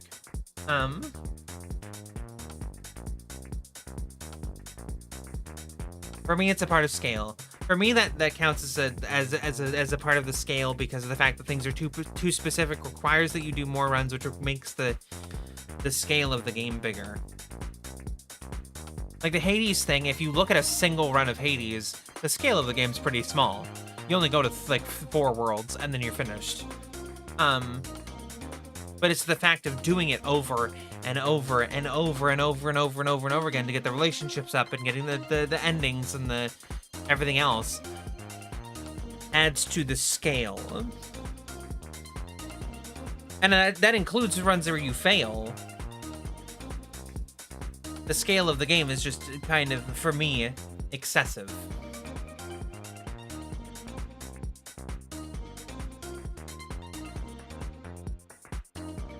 I think length adds to the scale of a game, because there is a thing where games are long, which makes them daunting. Like, you try to sit somebody down today and tell them, hey, you should play Persona 3 Reload. I loved it. It's a great RPG. And then in that same conversation, without blocking anything out, remind them that there are 264 levels to Tartarus, and it is a dungeon that looks almost entirely the same the entire way through. It just hits different when you find out that the game is excessively long. It adds to the scale. But some of it isn't like content. Different floors of Tartarus aren't different really. Maybe there are a couple different monsters depending on the floors you're on, but it's 260 floors of randomized basically the same rooms.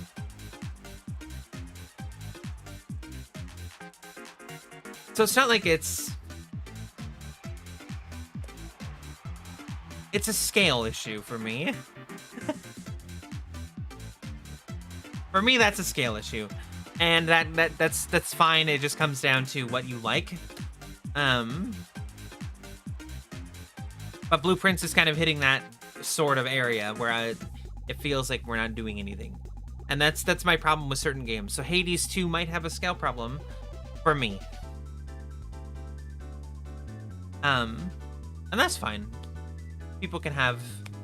I mean, some people are going to love it because it's huge, right? Some people are going to love it because it's a ginormous game that can be played forever. You can play it for months and months and months and months and months. It's kind of my problem with Darkest Dungeon, is the game is so big. There's like 1,000 different paths you have to go down and do all the things in the dungeon and do all this and do all that or whatever. The scale gets to me. So trying to beat a game of Darkest Dungeon, it's just like... Getting the ending is just a lot. It's just too much.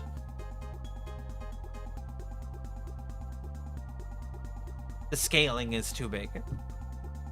It's why a lot of like the bigger games I don't play anymore.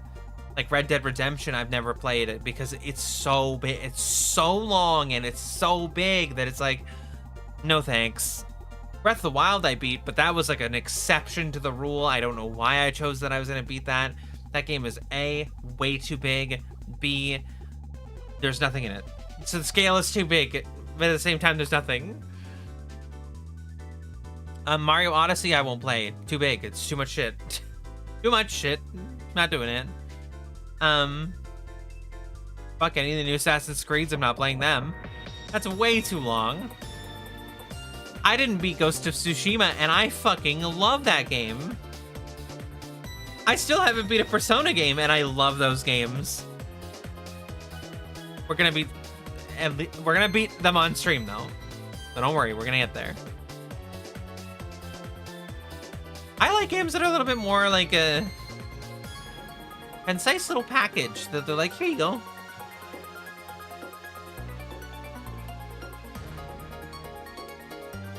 Like the old Halo campaigns, or like the Call of Duty campaigns, or like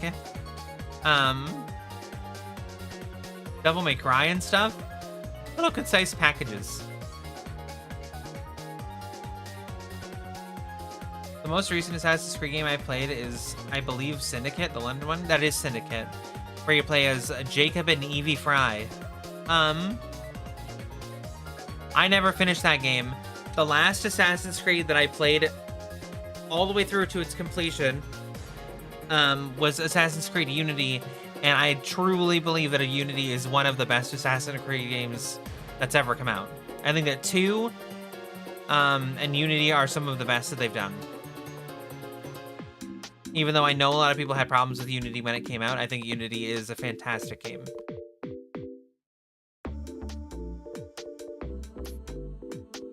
I think 3 was a good change of pace. I think 4 was a really good pirate game, a really bad Assassin's Creed game.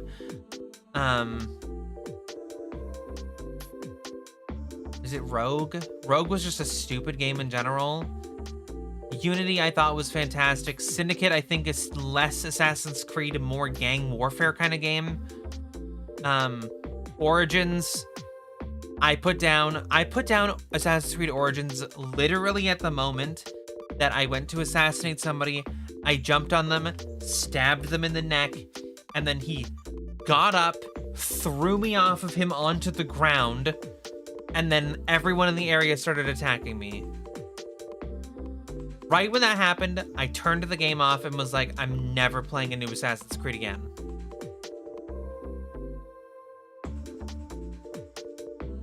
Because you can't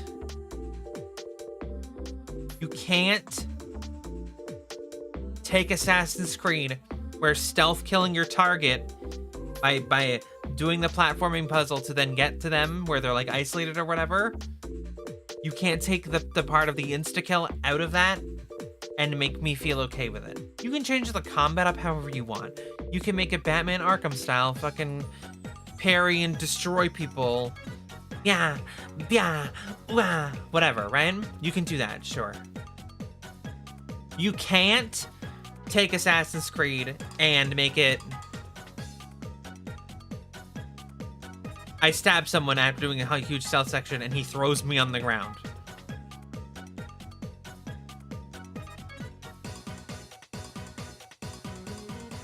Exactly, a game called Assassin's Creed is really focused on, like, it's focusing more and more on combat as we go on. I don't understand. The game is supposed to be about stealth killing people.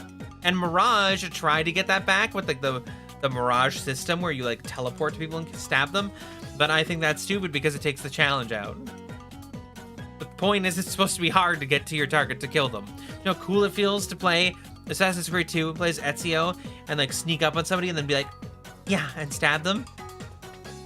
Like, you're like in a party and you just like happen to stab them and then sneak away. That's fucking cool.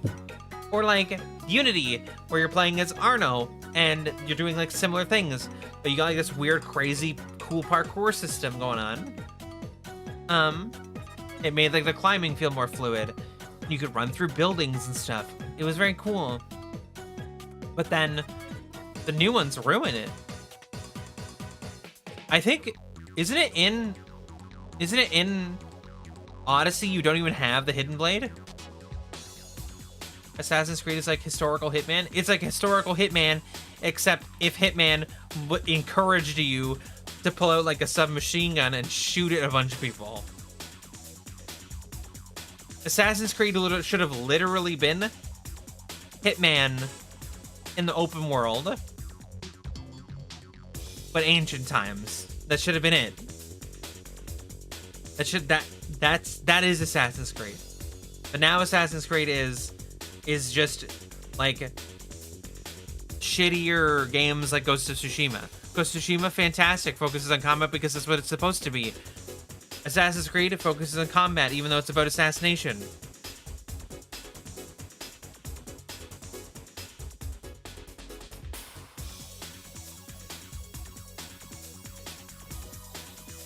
If Shadows didn't have the samurai, I might have tried it. I don't care what Ubisoft says, samurais are not assassins. I mean, that's true. Samurais are not assassins. Like Ghost of Tsushima, I understand the way that Jin Sakai... Ghost of Tsushima does let you one-shot people. Ghost of Tsushima, I understand.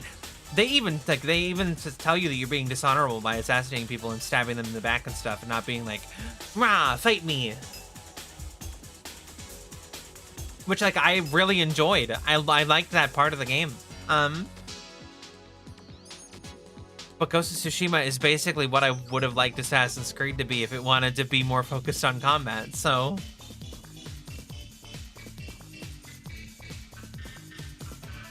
Assassin's Creed kind of lost the picture, so. But it also increased the scale. The game got bigger and bigger and bigger and bigger and bigger and bigger and bigger and bigger and bigger. Like, I get the whole thing over time where it was like, look at how big our map is. It's twice the size of Oblivion. It's twice the size of Skyrim. It's 3 times the size of San Andreas. It's this, of this, this. Like, that's cool. That's great. Congratulations. I applaud you for your hard work. It's too big.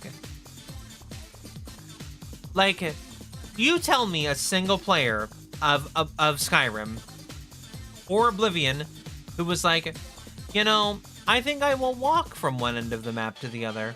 Oh, my mission from Riften is telling me to go to Solitude. I think I will walk.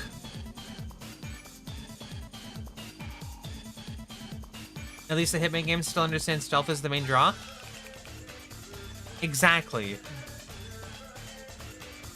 Hitman lets you do what you want, right? You can be a disaster in Hitman. You could go into a map and kill every single person. but it encourages you to be stealthy with rewards like Silent Assassin. It encourages you to be creative in specific ways to unlock certain routes, to get certain items that you can then start again with. It encourages replaying missions in different ways in a stealthy way. Like, it wants you to play the game a certain way. And Assassin's Creed wants you to play stealthy, but also wants you to have to fight everybody. Which is like, you can't have your cake and eat it too. Like, if you want to make cool historical games about fighting and stuff, you can make those. But it didn't have to be Assassin's Creed.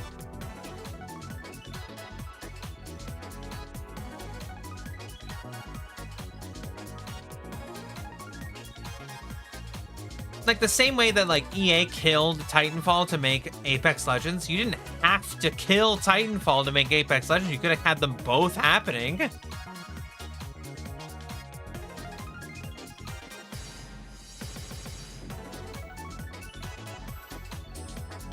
Dishonored, a great stealth game.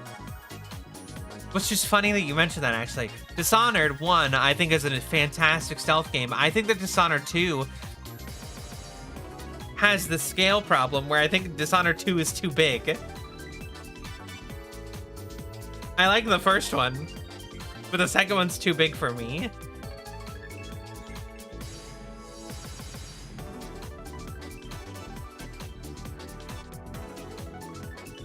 I just didn't like it. I don't know. I didn't enjoy myself.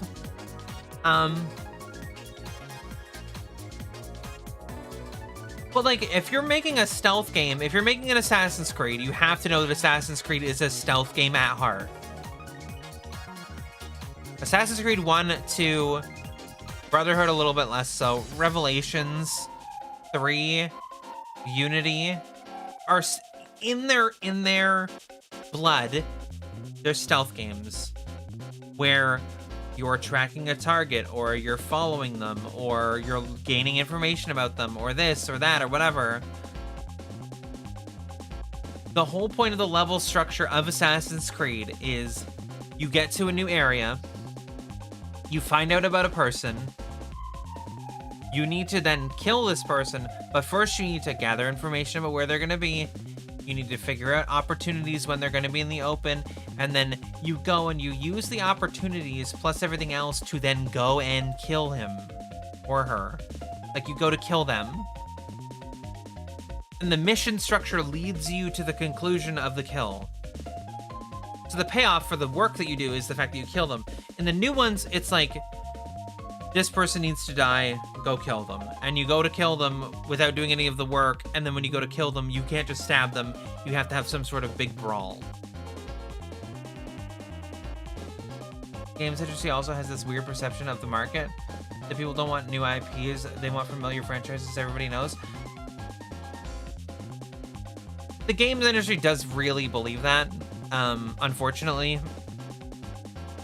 And unfortunately, as an audience, we also perpetuate it in a way, because when new things do come out,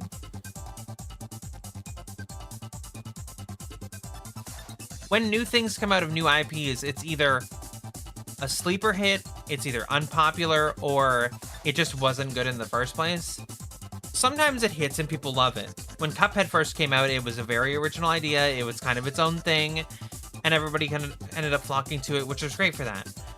So it's a new IP, it made its own, it made its face in the market. But we're hitting the movie problem, I think, right now. I think we're hitting I think the video games industry is hitting a movie wall where instead of making new things, we are just either remaking old things, like literally remaking them, or we're just following the trend of the things that we made before. So, like, movies are like, oh, remember when the Ghostbusters was cool? What if we made the Ghostbusters now? Like, oh, okay. It's cool that you made that, and it's an interesting idea, but I would have liked something new. And then you have, like, you know, video games. You have Resident Evil 4, and you have Resident Evil 4 Remake. It's like, it's cool that you remade it. It's a great way to replay the game. It's a great way to get new audience members into Resident Evil. But something new would have been cool. And there are games, there are companies that don't want to admit that the new IPs are shit. That's true. But game companies are trying to be safe. They're trying to stay in a space that is safe. I mean, look at Nintendo. They've been in their like safe little hole for the longest time ever. The newest IP I think Nintendo has done was Splatoon, right? And they're holding on to that for dear life. Like,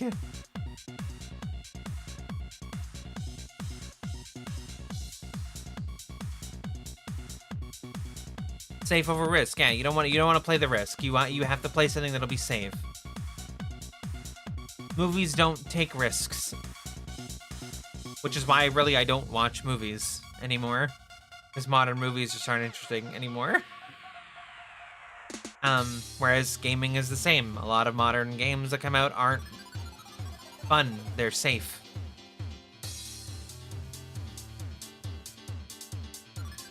What?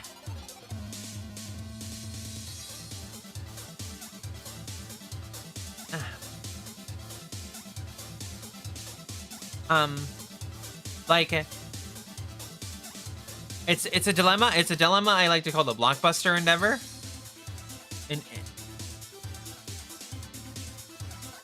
It's a situation where games of today, right? You go to play a game of today, and it's like, you know, Call of Duty or Halo or this or whatever you're playing. You're playing Dishonored 3 because the company can't get rid of it, or Skyrim again, or The Last of Us again. You don't have the, I'm going to go to rent a game at a store and I'm going to rent Mace Griffin Bounty Hunter because the box looks cool. The box and like the back of the box and the instruction manual makes the game look cool, so I'm going to get this. Which would make it a new IP, it's this whole new idea, it's whatever. We don't have that anymore. Game marketing is better, which means that we know more about games, and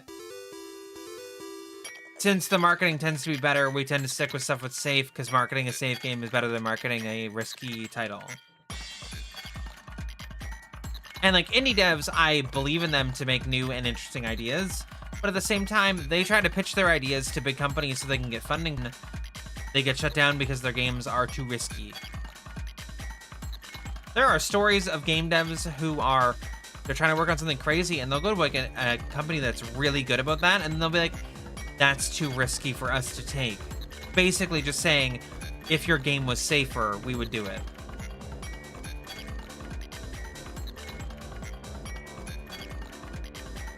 Like, I don't know. Gaming is just very repetitive right now.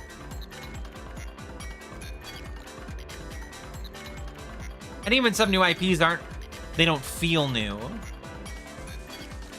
Like Outer Worlds is new. Outer Worlds is a completely new idea, right? Obviously they're making a sequel, but the first one was a new idea. And it's new, but it's not new. Because it's just got the same kind of humor. It's like it's got a bit of Borderlands in there with like a little bit of Fallout and like, it's kind of like a mush of other ideas, which is fine. But it feels new without feeling new.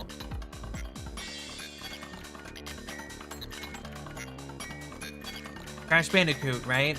But he's a fish. It's basically what gaming is right now. Imagine Pokemon, but also Minecraft. Pal World.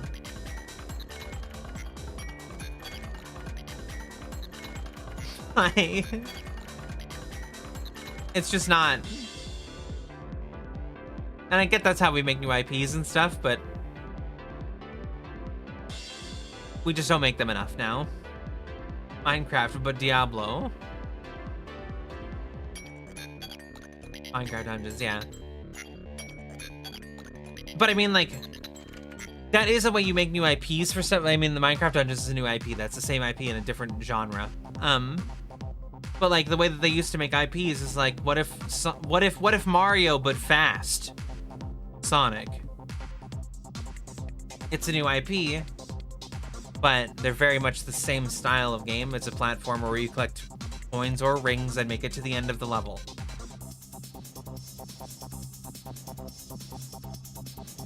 No, Power World is an Ark survival evolved, but with reasonable system requirements. I never played Ark, but I have played Power World.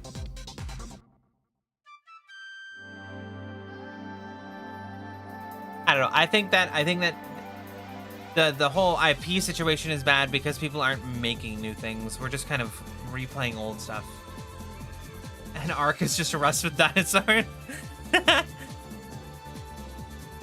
Oh no, we're going down the loophole to find the original.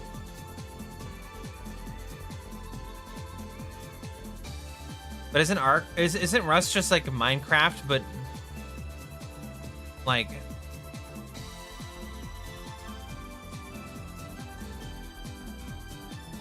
a little different? Everything is Pong. Damn it.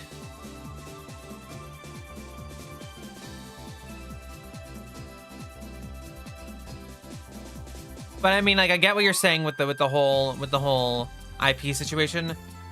Like, look at Doom. Doom 2016, Doom Eternal, and Doom the Dark Ages. That's not a new IP. That's literally Doom from years ago.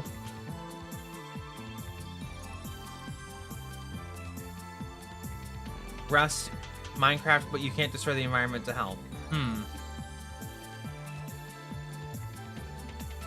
Like, it's just very, you know, meh. Games are very meh right now. Nobody's doing anything new and creative. Indie devs are, but they're not. It's not hitting the mainstream audience. We're not getting the IPs. We're not getting the cool stuff. We're not. Things aren't exploding. Fuck, there's games that I love that I wish were bigger because the ideas are great. I wish Risk of Rain was a bigger game. I love Risk of Rain. I think it's a fantastic video game. It is way too small for what it is. It's a simple idea with a cool IP, but it's small.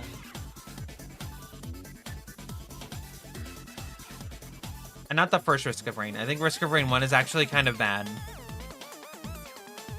I think Risk of Rain 2 is fantastic. Mega Bonk is literally Risk of Rain and Vampire Survivors mashed together. And I think that game is fine. I don't think that... I have a problem with games that are the haha funny. And I get that that game is a mixture of the haha funny and the not haha funny. I just think that it's too much for me. Vampire Survivors was goofy in its own way. Risk of Rain is goofy in its own way. No, because you can be campy and it can be fine. Resident Evil 4 is campy and I think it's funny. It's too... Mega Bonk feels like it's trying to be a meme. I guess is the way that I'd put it. I don't like when a game feels like it's trying to be a meme. Like, you know how like Borderlands feels like it's trying to be the meme? I don't like that. I don't think it's funny, and to me it just feels more obnoxious. I like doing funny stuff in a game. I don't like being told that a game is funny. If that makes sense. Like, you can have a comedic game and it be funny, but you can't... I don't know, Mega Bonk and, like... There's a bunch of games that do it, but I don't think that they're funny. Like, I know that, like, Peak and, like, Repo are trying to be funny in their own way. But it doesn't feel like it. If that makes sense.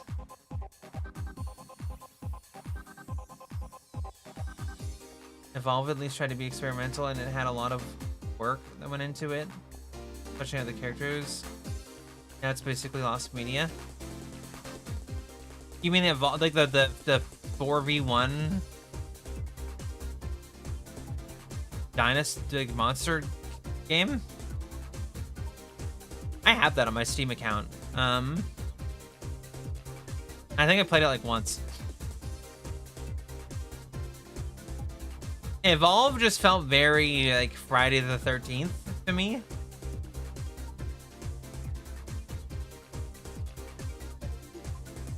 If that makes sense.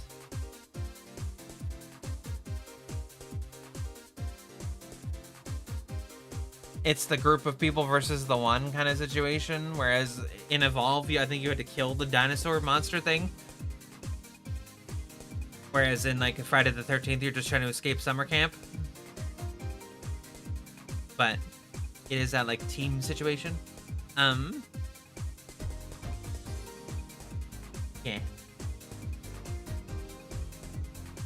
I don't know. Games are really just not creative nowadays. One of the reasons why I wanted to do the PlayStation thing in the first place, because we got to see all the creative weird shit that people came up with years ago.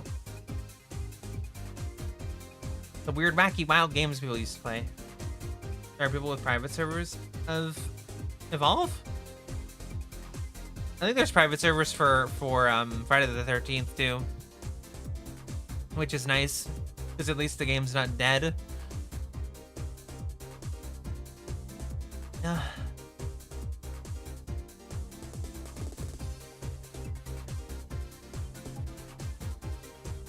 think Evolve was one of the first games with the lopsided team balancing. Do you mean like the 5 versus 1? Or do you mean like literally it was unbalanced?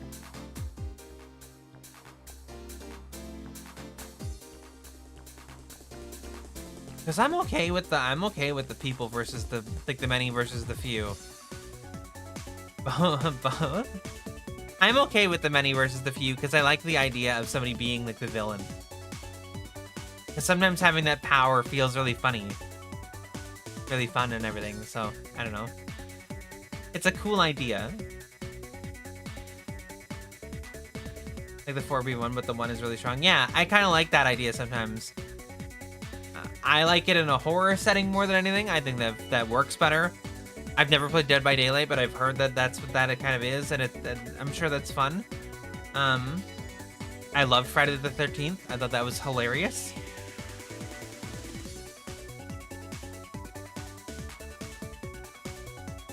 If I remember correctly, it was hard to be the monster because it takes you a while to scale and they can track you super easily.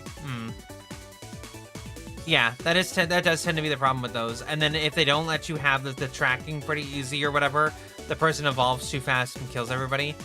I mean, there was that Predator game that came out that was basically the same idea, and there was also the Dragon Ball one that came out that was basically the same idea. I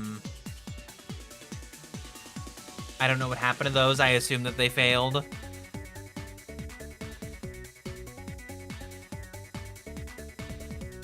There's a fine line balancing games like that.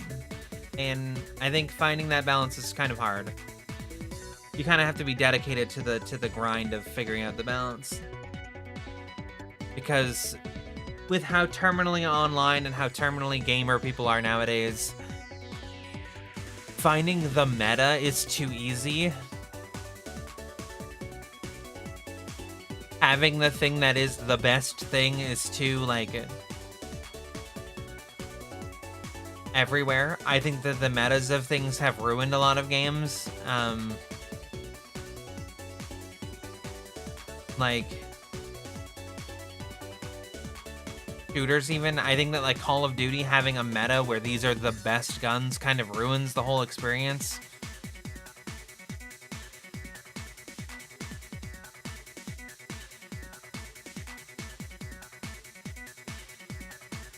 It's partially difficult due to the fact that the game is meant to be imbalanced by design. Yeah. Which for me is why I think it works well in a horror-based system. It's why I think Friday the 13th worked so well, because of the fact that you all start separated. There is a fucking monster who is powerful and who will grow over time to become more powerful. But like you could do the task and escape by yourself, or you could get everybody out by doing tasks together. But the monster kind of does have like a fucking super advantage to kill everybody. And I liked that. Like, Jason always had the ability to get everybody. It wasn't like the end of the world. You did kind of have to find the right items to beat him up so that you could get away. Which felt fun and it felt kind of fair in its own way.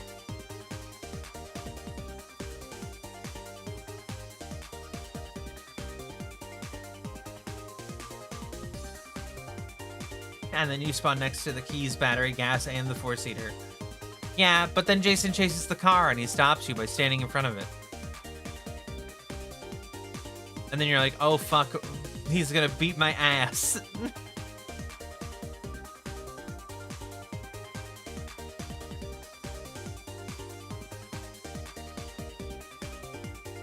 I don't know, I always thought I thought it was a good time when I played it. But by now, if it had been a thing this whole time, there would have been a meta or whatever, and people would have ruined it. Because they always do. Every game does that. God, I think I'm dying. I think my sickness is catching up with me. My throat really hurts. All the yapping is getting to me. Okay. As much as I want to keep going, as much as I want the stream to go for like another while, I think I'm gonna end it for today so that I can have my voice for tomorrow. I'm gonna like soothe it. I'm gonna drink a lot of water and tea and stuff and try to make myself feel better. But we will be back tomorrow, I promise. We're gonna stream all this week. I promise, I promise, I promise. I'm gonna be here. But I think I'm gonna end it here just so I can actually keep my voice because I can feel it going. But yeah, expect more fun stuff. We can have more talks about video games on other days. We can have video game chatter days where we just talk about whatever. We can talk about gaming news and everything too. But okay, I think I'm gonna head out. Oh yeah, that's hitting me hard. I hope you guys have a great day. I hope you enjoyed the stream. I hope you're excited for my weird, wacky return after all this time. And I hope you're excited for more. Okay. I will talk to you guys later. Bye-bye.